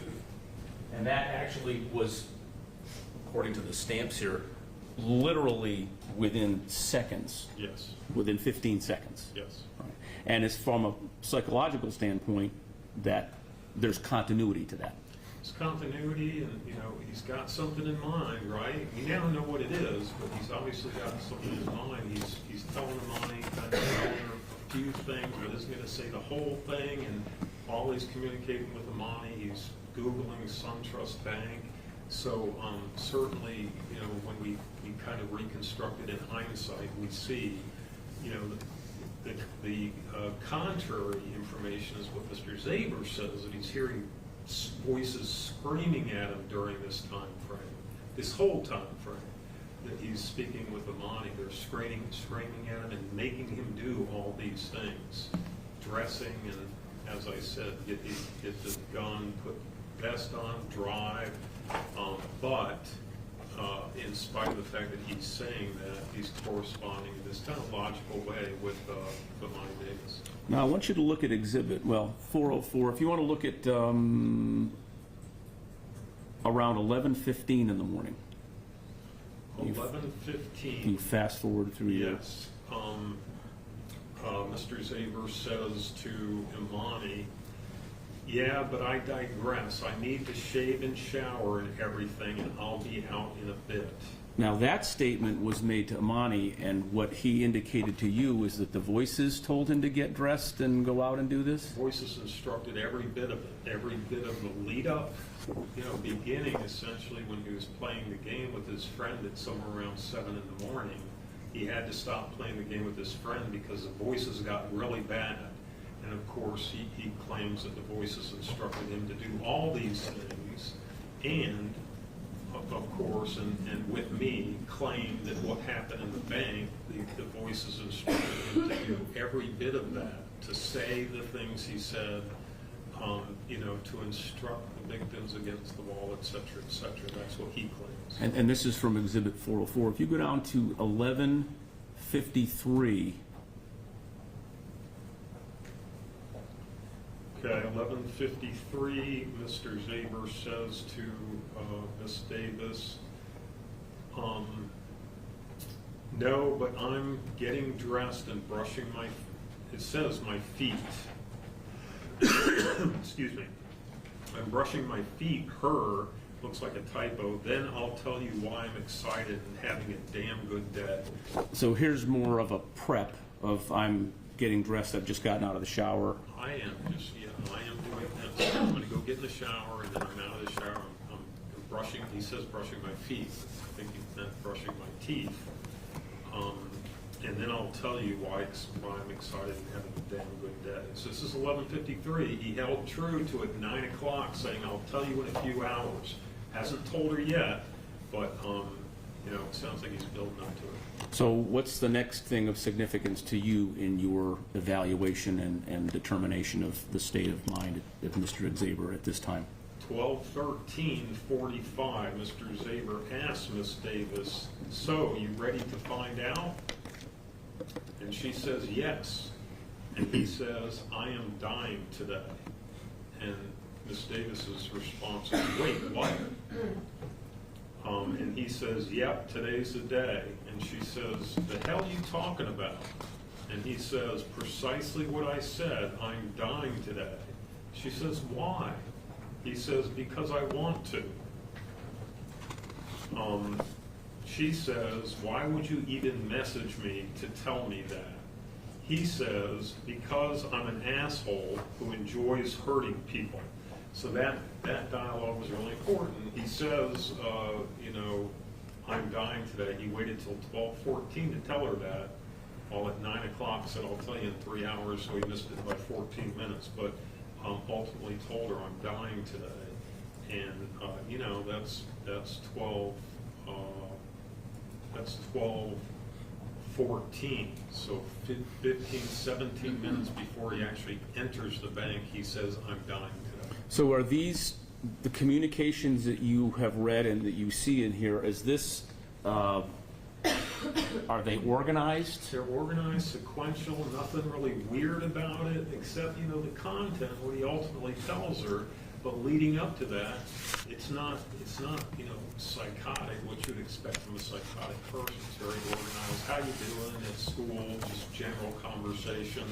Yeah, I'm going to tell you later. Let me go shower and shave, and then we'll talk a little bit. So very organized and sequential. Nothing that would suggest that at the moment or during these correspondence he was experiencing symptoms. What's the next thing was of significance to you in this conversation? They kind of go back and forth about what he ends up telling her.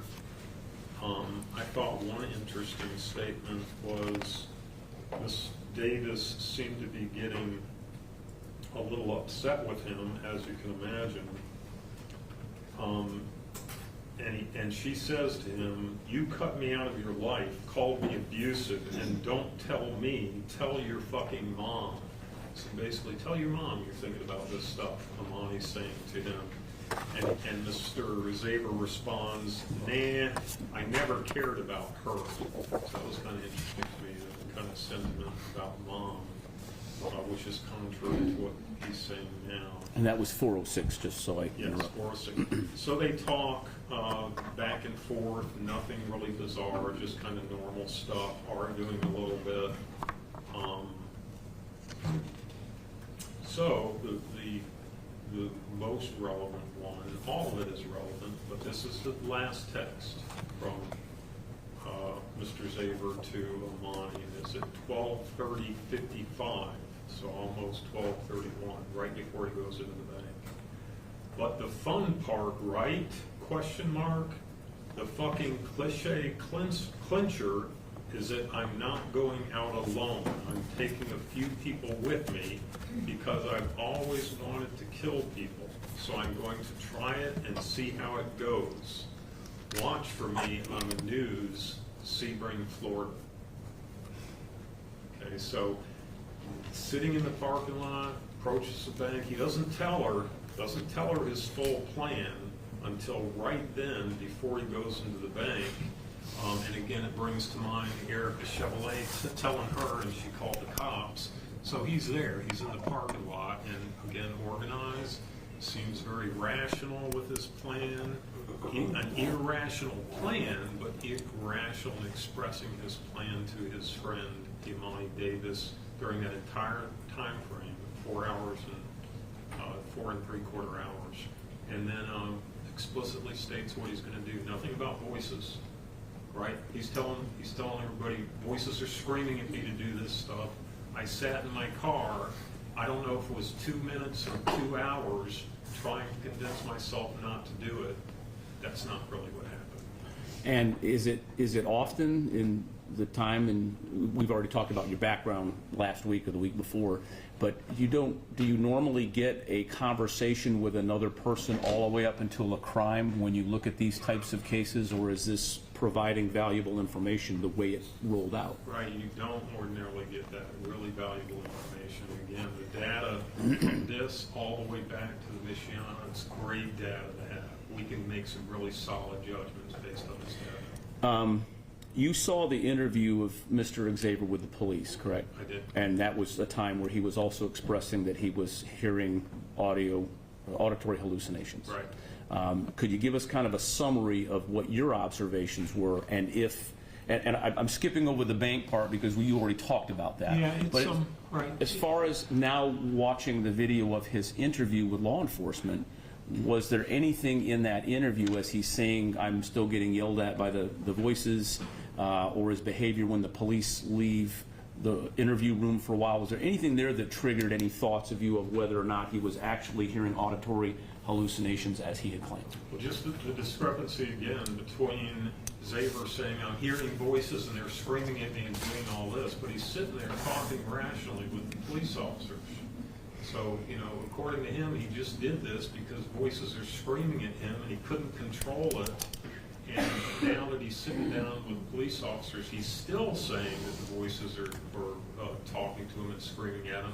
there's no behavioral indication. He's able to answer the questions perfectly fine without any weird, disorganized, distress kind of verbalizations that might cue you in because of the behavior and the emotion that he is actually experiencing auditory hallucinations. So it's a very discrepant presentation relative to what he's saying.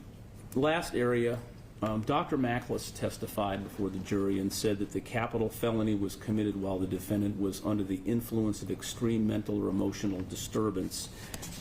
And then the other part was he didn't have the capacity to appreciate the criminality of his conduct. Do you agree with those findings based on what you've seen? I don't agree with them at all. And, the basic reason is it sounds like the opinion of Dr. Malkus was based in that he was psychotic. So we diagnosed him with major depression with psychotic features. So my position is no, he wasn't psychotic. So if he had been psychotic, you may be able to make an argument for that. But in my view, based on all the things I've said and observed and talked about, he wasn't psychotic, so he knew exactly what he was doing. Thank you, Doctor. I don't have any other questions.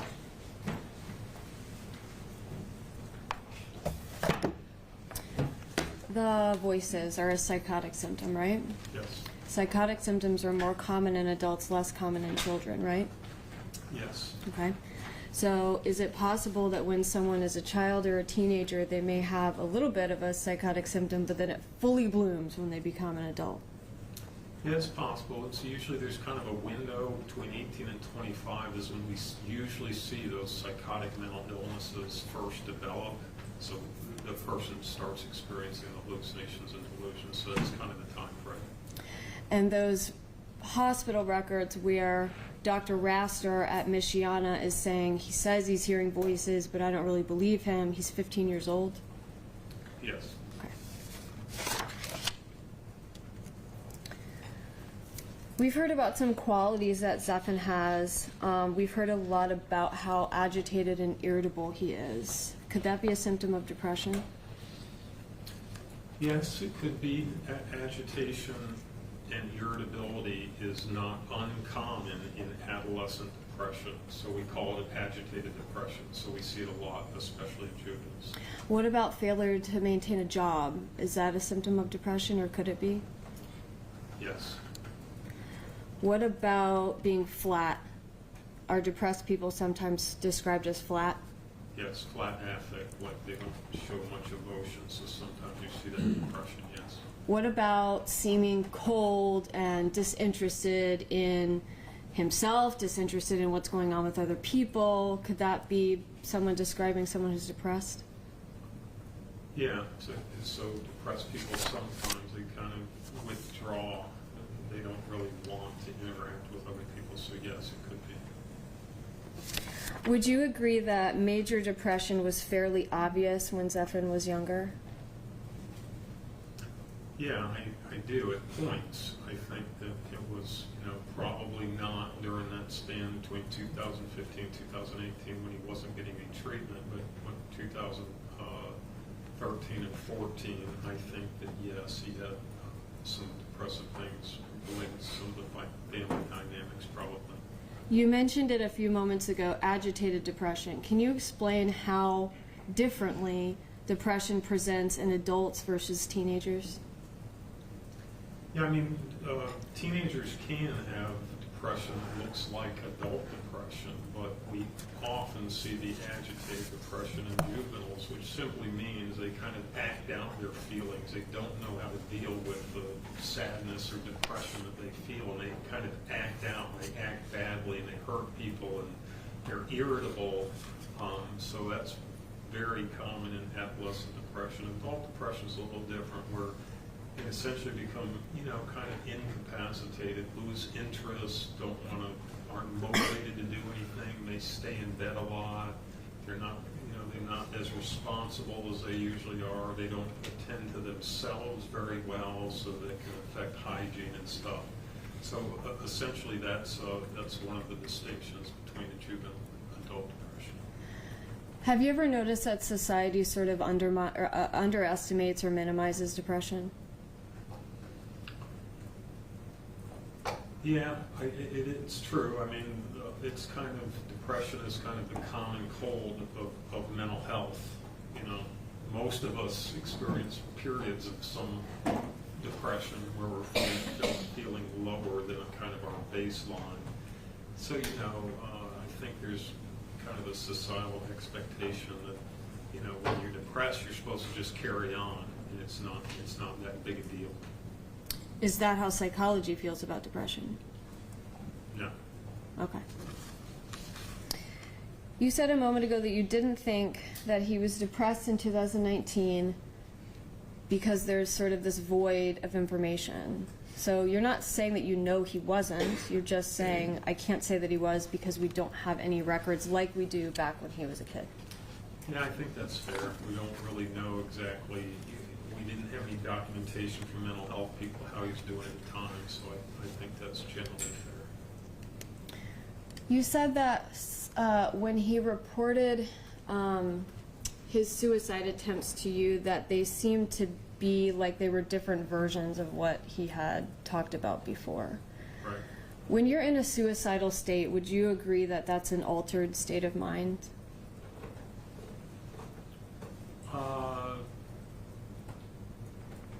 I would say it's. I wouldn't call it altered. I would call it maybe different from your baseline. You know, what has kind of entered your mind is killing yourself. So I wouldn't say it's altered. I would say it's just a different than you ordinarily think. What about being medicated versus being unmedicated? What if I'm unmedicated, I try to kill myself, and then a couple years later when I'm medicated, somebody asks me about it? Is it understandable that I'm not going to recall it perfectly? Yes. Okay. They don't always recall it perfectly. Some people do, some people don't. You used to work in the Florida State Hospital. I did. What is the difference between long-term residential psychiatric treatment and institutionalizing someone? Or is there a difference? Well, I mean, I think long-term psychiatric care of a person, you know, that can be outpatient, right? So it can also be institutionalized. So institutionalized long-term is really the worst. That means that a lot of things have been tried in other formats. Acute help for 3 or 5 or 7 days in a facility, but then released to the community. If you go institutional, it means that we've tried a lot of things and they're not able to keep the person stable and safe and symptom-free. So that's when they tend to institutionalize, and that's long-term. That's months to years. Sometimes is it to keep other people safe from them? It's very often that, yes. When you worked at the Florida State Hospital, was a patient acting out or being violent sort of run-of-the-mill? Yes. Okay, so you have all these disturbed people living in the same place. This is not surprising that sometimes they act out, right? Right. Did the hospital have policies and procedures in place to protect you and other staff and to protect other patients from times when that would happen? Yes. Like what? I mean, for example, you might have one-to-one status where a staff member was assigned to the person who's having symptoms and stuff. You know, to just keep a closer eye on the person, things like that. For us, professionals there, maybe interaction with the person to protect us, interaction with the person through a screen instead of like in the same room with the individual. So policies like that, just precautionary things. Is that because the other option, releasing them out into the public, would be dangerous?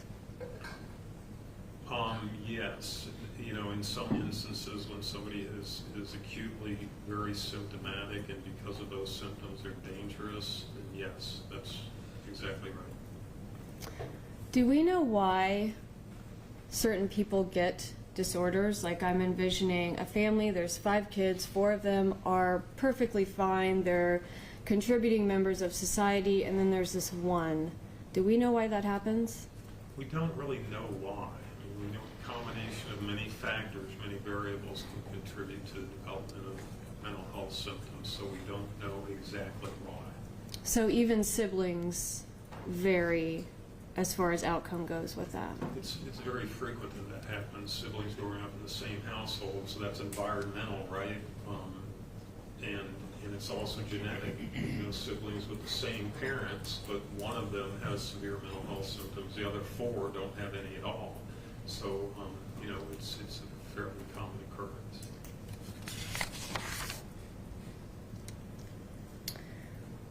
There seems to be this theme with describing Zephyr as someone who blames everybody. Do you remember when you interviewed him, you asked him about his relationship with his father and why it was bad? Yes, Do you remember that he told you it was probably a little bit him, it was probably a little bit me? I do remember that. So that's different than what we see in the Patrick O'Connell records where he's just like, I hate dad, I hate dad, I hate dad, it's all his fault.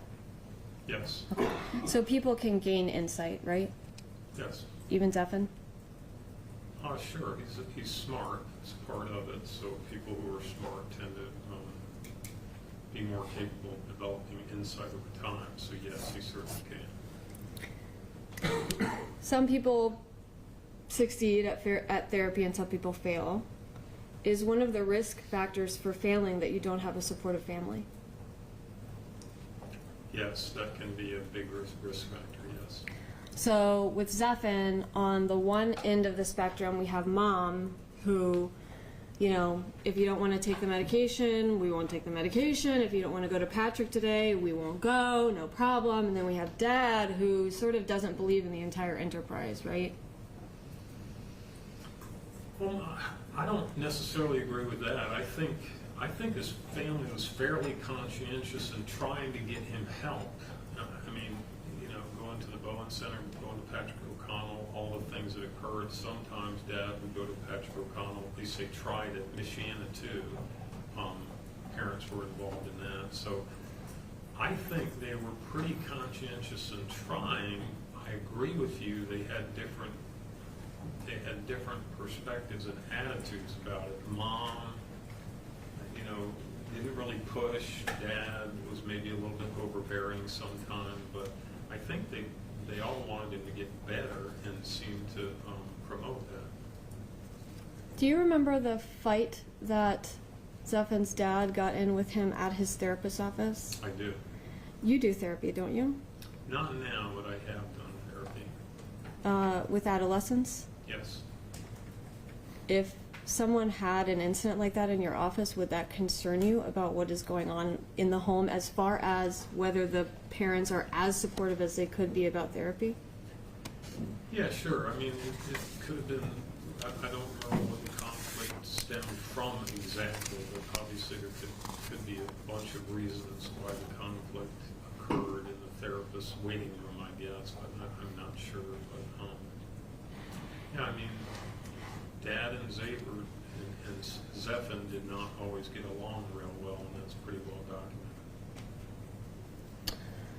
This characterization that Zephyr had a part in his failure at therapy and his failure to take his meds is fair, but isn't it also common in psychology that patients do not feel like they are being treated adequately, like they're getting well fast enough? I would say, yes, that happens. I would say what's more common is they'll be treated and then they'll think at some point that they're fixed and they're well, and so they don't need to take the medications anymore and don't need to do the mental health treatment anymore. And that's usually the point at which they can really decompensate and get worse when you're not complying with it. But typically it's the person believing, I don't need this anymore. Isn't it also true that everybody reacts to psychotropic medications differently? Yeah, you can give 10 people an antidepressant for the same kinds of symptoms, and it may work for 7 of them and not work for 3. So it just varies according to the individual. And so sometimes it takes years to figure out which medication or which combination of medications is going to work for this particular patient. Yes, that is true for some. I would say that's not typically what happens in the sense that it doesn't take years to figure that out. Usually it's more short term, but in some cases it does take years. So for some people, when they stop taking their meds, it's because it's truly not compatible with them and it's truly not working. It's not just that they're being obstinate. That's true, yeah. Okay. They don't like the way it makes them feel, or it's not helping the depression in their perspective. Or like a side effect is outweighing the positive impact of it. Yes, Okay.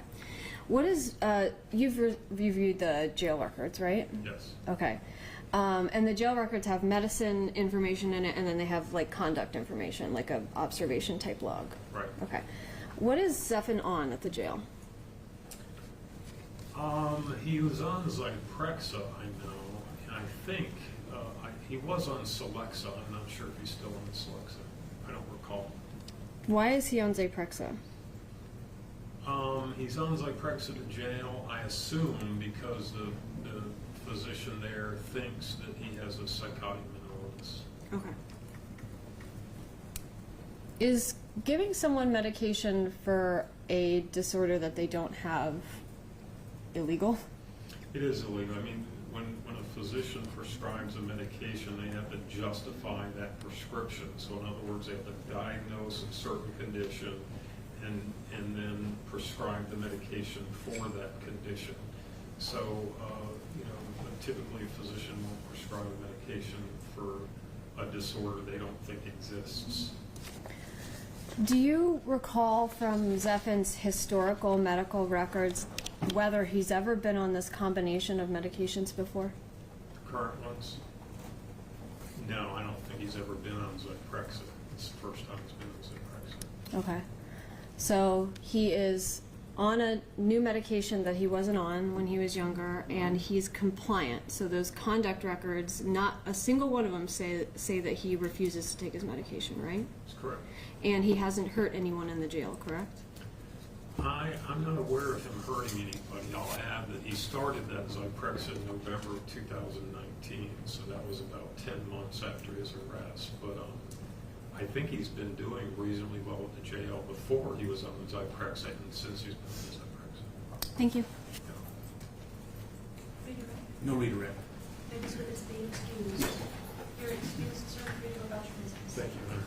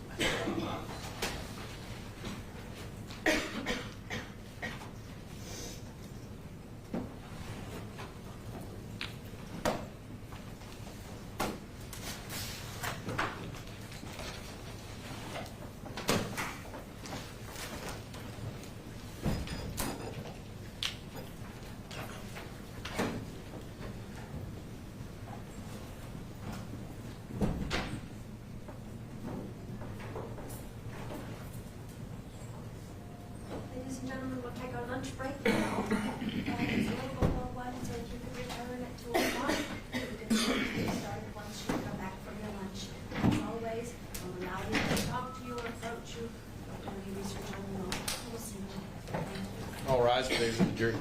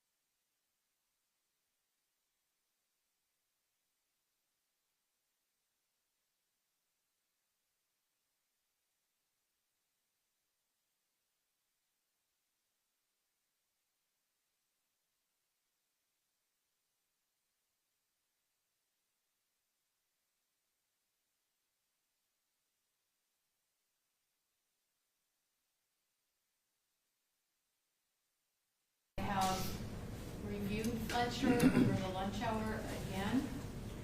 And if that is the court's ruling, I am asking the court to limit the testimony to be consistent with Fletcher.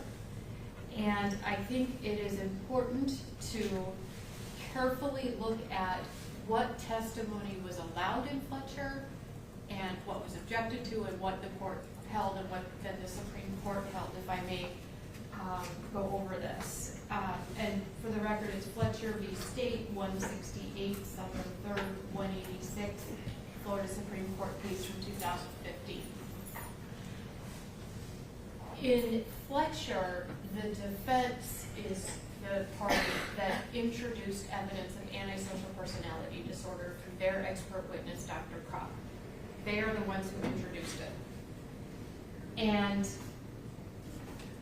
what the opinion talks about is that it was the defense that had Dr. Kropp, let me find it here. It says in the opinion that the only direct reference to future dangerousness during the penalty phase was the unchallenged testimony of Dr. Kropp that psychopathic traits are used to perform risk assessments for sexual offenders. So the defense, in their case presentation, introduced not only the ASPD, the antisocial personality, but they also introduced this idea of the psychopathic traits. So if the court is going to order that this testimony from the state's expert be consistent with Fletcher, we never even get to the psychopathy checklist because the defense in our case has most certainly not introduced any evidence of antisocial personality disorder. We have not had anybody testify to that diagnosis, nor have we certainly we have not introduced any evidence that Mr. Xavier has psychopathic traits. So preliminarily, before we even get into it any further, it's our position that to be consistent with Fletcher, the psychopathy testimony does not come in at all because we did not introduce it. But if the court does allow it, we have to look carefully at what exactly happened leading up to the objection. And what happened is that the state's expert then, after the defense put on evidence of antisocial personality disorder, the state then had their expert, Dr. Pritchard, testify that, and this is reading from the opinion, forensic psychologists employ a psychopathy checklist to determine whether a person is a psychopath, which he stated is important to determine treatment recommendations. He testified that a psychopath is basically a criminal variant that has a number of personality and behavioral characteristics that make them fairly unique, even among criminal people, even among people with a criminal personality. It's kind of a turbocharged antisocial personality disordered individual. Dr. Pritchard explained how the test is scored and that a score of 30 or higher out of 40 meant that the person was psychopathic or had, quote, a lot of the behavioral and personality characteristics on the psychopathy checklist that connote that the person is psychopathic, end quote. He testified that he conducted such a test on Fletcher and began to testify as to Fletcher's score on the test, but defense counsel objected. So, Dr. Pritchard, in this case, in Fletcher, didn't ever testify as to Mr. Fletcher's score. The score never came into evidence because it was objected to, and the trial court said, we're not going any further with this. The trial court ruled that the results were relevant only to future dangerousness and were not admissible. The results, which is the score, are not admissible. Further, the trial court stated that the only rebuttal testimony that was relevant to the psychopathy checklist was whether each doctor determined the test to be relevant.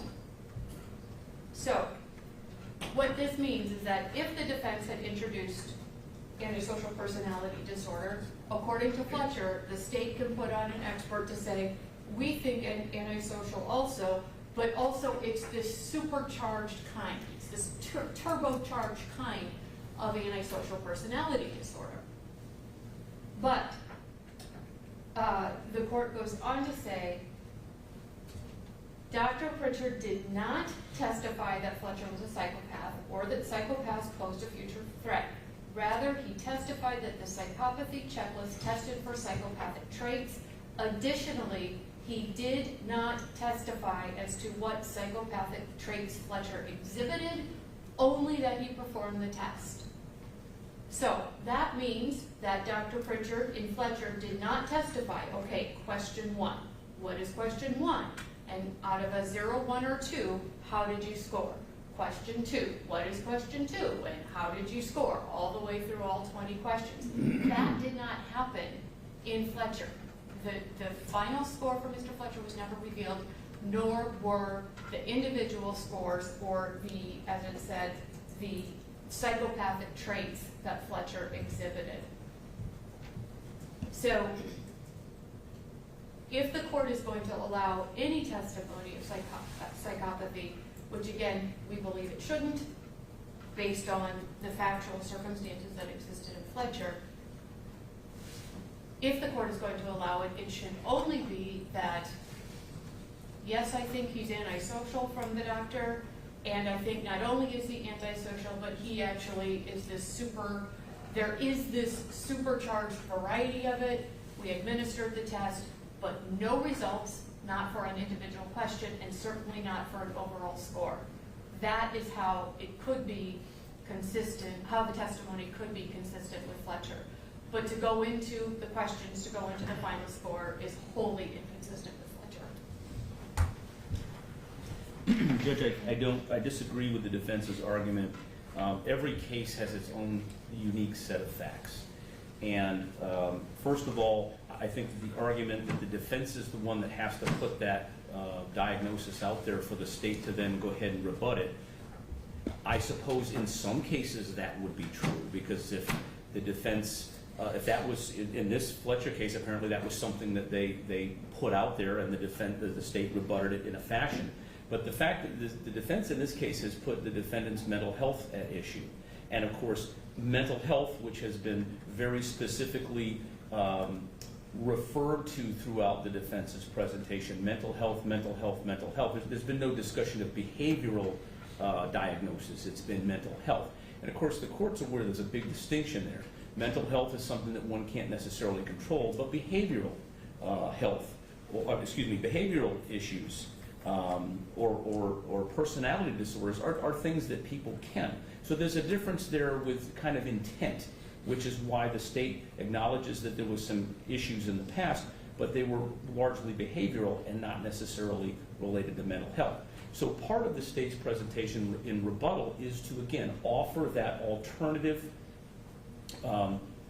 reason why the defendant acted the way he did, and the reason why he historically in the records has those actions, and the reason why ultimately these crimes were committed without considering mental health, as the defense is asking the jury to consider. So I don't know that the issue is as narrow as, if we don't raise it, then you can't rebut it. I think that's clearly not the state of the law. So while Fletcher stands for a specific set of facts, the Supreme Court really never does say that's not admissible. And I think it's a matter of completing sentences. When the defense read in the middle paragraph, additionally, he did not, speaking to Pritchard, did not testify as to what psychopathic traits Fletcher exhibited. He only performed the test on Fletcher. That's where the sentence stopped. Such references, as the next sentence goes on, in and of themselves do not improperly interject future dangerousness into the proceedings. Now that was the original premise that we went under, is there is a danger of interjecting future dangerousness, which we're not intending to do. That's not the point of it. It's simply to introduce the degree of antisocial personality disorder that Dr. Lazaro has found.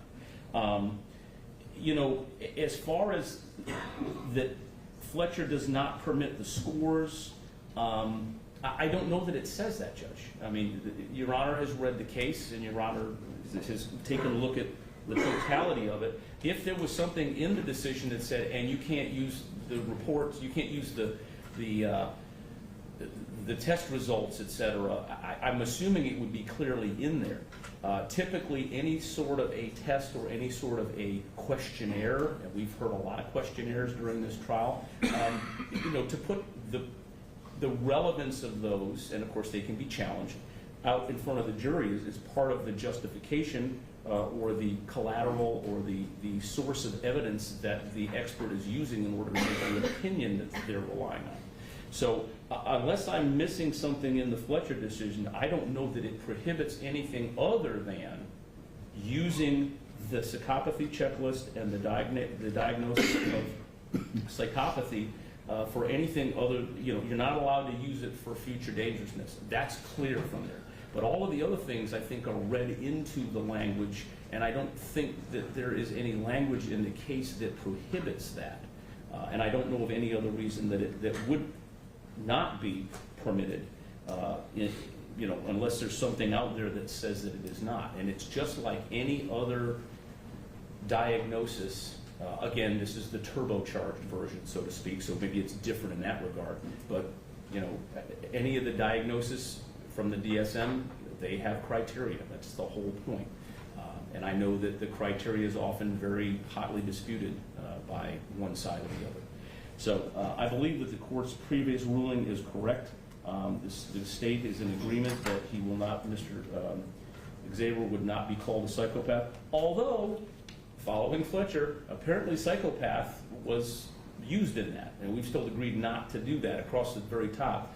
Pritchard testified that forensic psychologists employ a psychopathy checklist to determine whether a person is a psychopath, which he stated is important to determine treatment recommendations, etc. And then he goes on to define what a psychopath is. We've even agreed not to call anybody names for denigration purposes.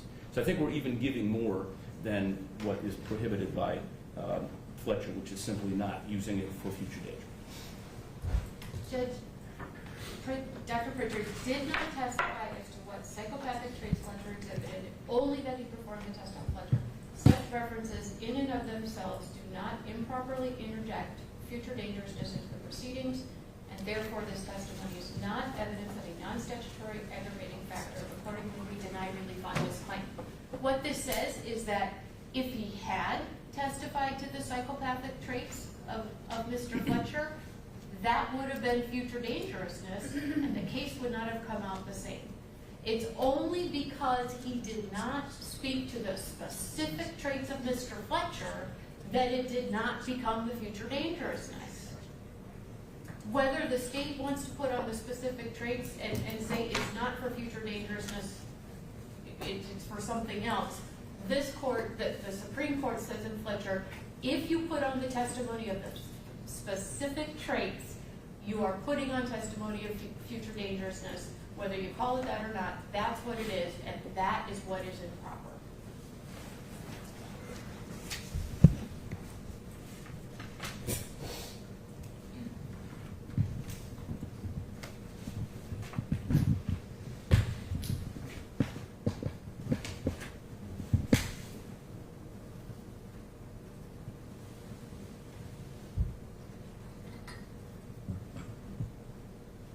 What I read Fletcher to prohibit is contained in that last paragraph.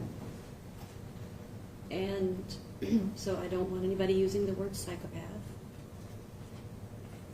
The state does not intend to use the word psychopath.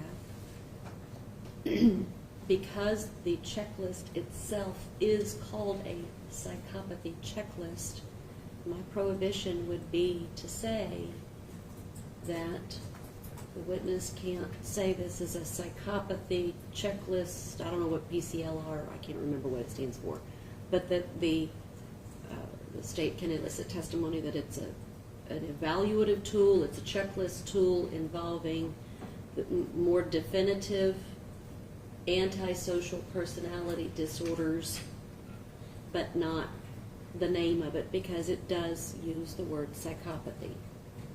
I think that the checklist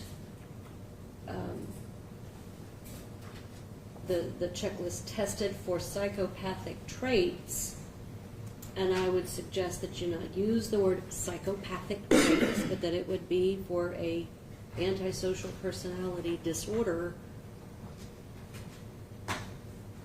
I don't know if the word is a more definitive type, a turbocharged, a supercharged, and a more extreme form of antisocial personality disorder. But apparently,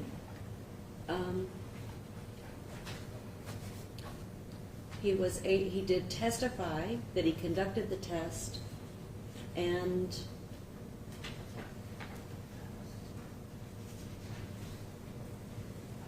he performed the test, and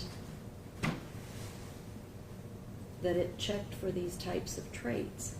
I did not get that Fletcher allowed, and correct me if I'm wrong, I did not get that Fletcher allowed for what each one of the test points meant from a psychopathic perspective, and maybe I'm misreading that. And the scoring was testified to, so the jury heard a score, a checklist, and that the test was conducted. And I don't know how much further than that the state was intending to go with Dr. Lazaro's testimony, if you can help me, Mr. Johnson. Well, of course, based on what the court rules, my understanding now is we're not to use the word psychopathy checklist, and the term psychopathy in addition to psychopath is out. If the state was referred, well, clearly antisocial personality disorder is acceptable. If it was characterized as severe or extremely severe or whatever that doesn't use the word psychopathy or psychopath, and perhaps that there is a test that can be used for that to determine whether that person falls into that category without going into the details of the test and without going into the name of the test.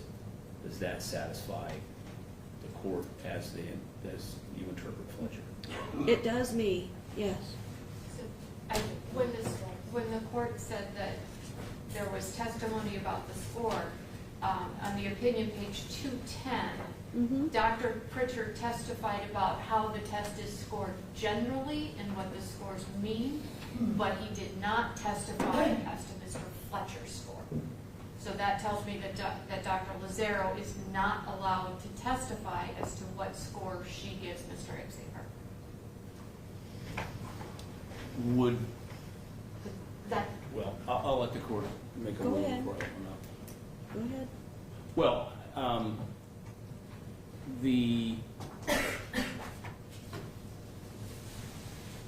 collecting my thoughts.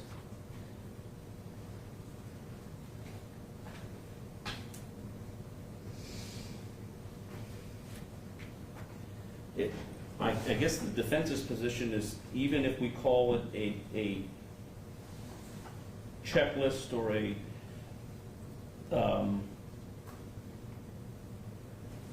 criteria, whatever the word is, for severe, very extremely severe antisocial personality disorder, if it's scored from 1 to 40, I don't know if the court's inclined to say, well, you can't say what the score is without going in. I mean, we can avoid going into some of the verbiage of what the different categories are, because that's what the defense is saying is difficult, because it naturally leads to this, improper interjecting of future dangerousness.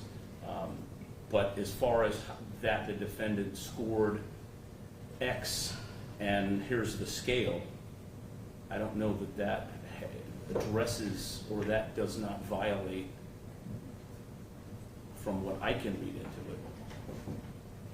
I understand the general concept of what it is, but then to tie that up, did the defendant, score in an area that, indicated that he was on the severe antisocial personality end of the spectrum. Judge, on page 210, it says, he testified that he conducted such a test on Fletcher and began to testify as to Fletcher's score on the test, but defense counsel objected. It was shut down. He was not allowed to testify to the score. And that's true, but the reason that the court sustained the objection was the reason that this court would not allow testimony regarding future dangerousness. And I'm not sure, nothing new is being inserted into the case. This evaluation y'all have known about it. Both sides have been aware that Dr. Lazaro administered this test. Y'all have major arguments with regard to future dangerousness. It's not being offered for future dangerousness. So it doesn't matter that there hasn't been, from the court's perspective, Dr. Kropp, a Dr. Kropp type person from the defense that argued or evaluated and came up with the antisocial personality disorder.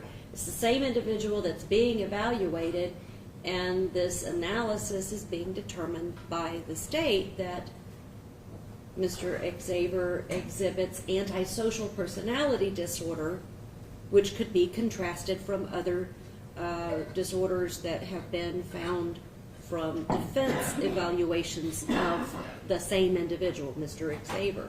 So the state's evaluation through Dr. Lazaro with regard to the PCLR goes through the questions, and using data that everybody's had, she establishes a 0, 1, or 2 on her evaluation on a checklist to indicate the severe antisocial personality disorder. It's just if we get into the word psychopathy, the worry that the court has is that can be interpreted to be a psychopath, and I don't want the jury hearing the word and immediately determining that that has been the evaluation or is a name now that should be given to Mr. Xavier. I believe that is unduly prejudicial. It is not as probative as it is prejudicial, and thus I was trying to stay away from the words and just use the acronym for the checklist and avoid the psychopathy issue. However, the Supreme Court's evaluation of why the trial court stopped the questioning was that they did it because of future dangerous, and the Supreme Court says that's not improper non-statutory aggravation. It would have been if that's what it was for, but it wasn't. The direct reference to future dangerousness was the unchallenged testimony of Dr. Kropp. So the defense is the one that put the future dangerousness in the case, and the state's not trying to do that. The psychopathic traits are used to perform risk assessments for sexual offenders, completely irrelevant and inapplicable here. And Dr. Pritchard didn't testify that Fletcher was a psychopath or that psychopaths posed a future threat. He testifies that the checklist tests for these specific kinds of traits.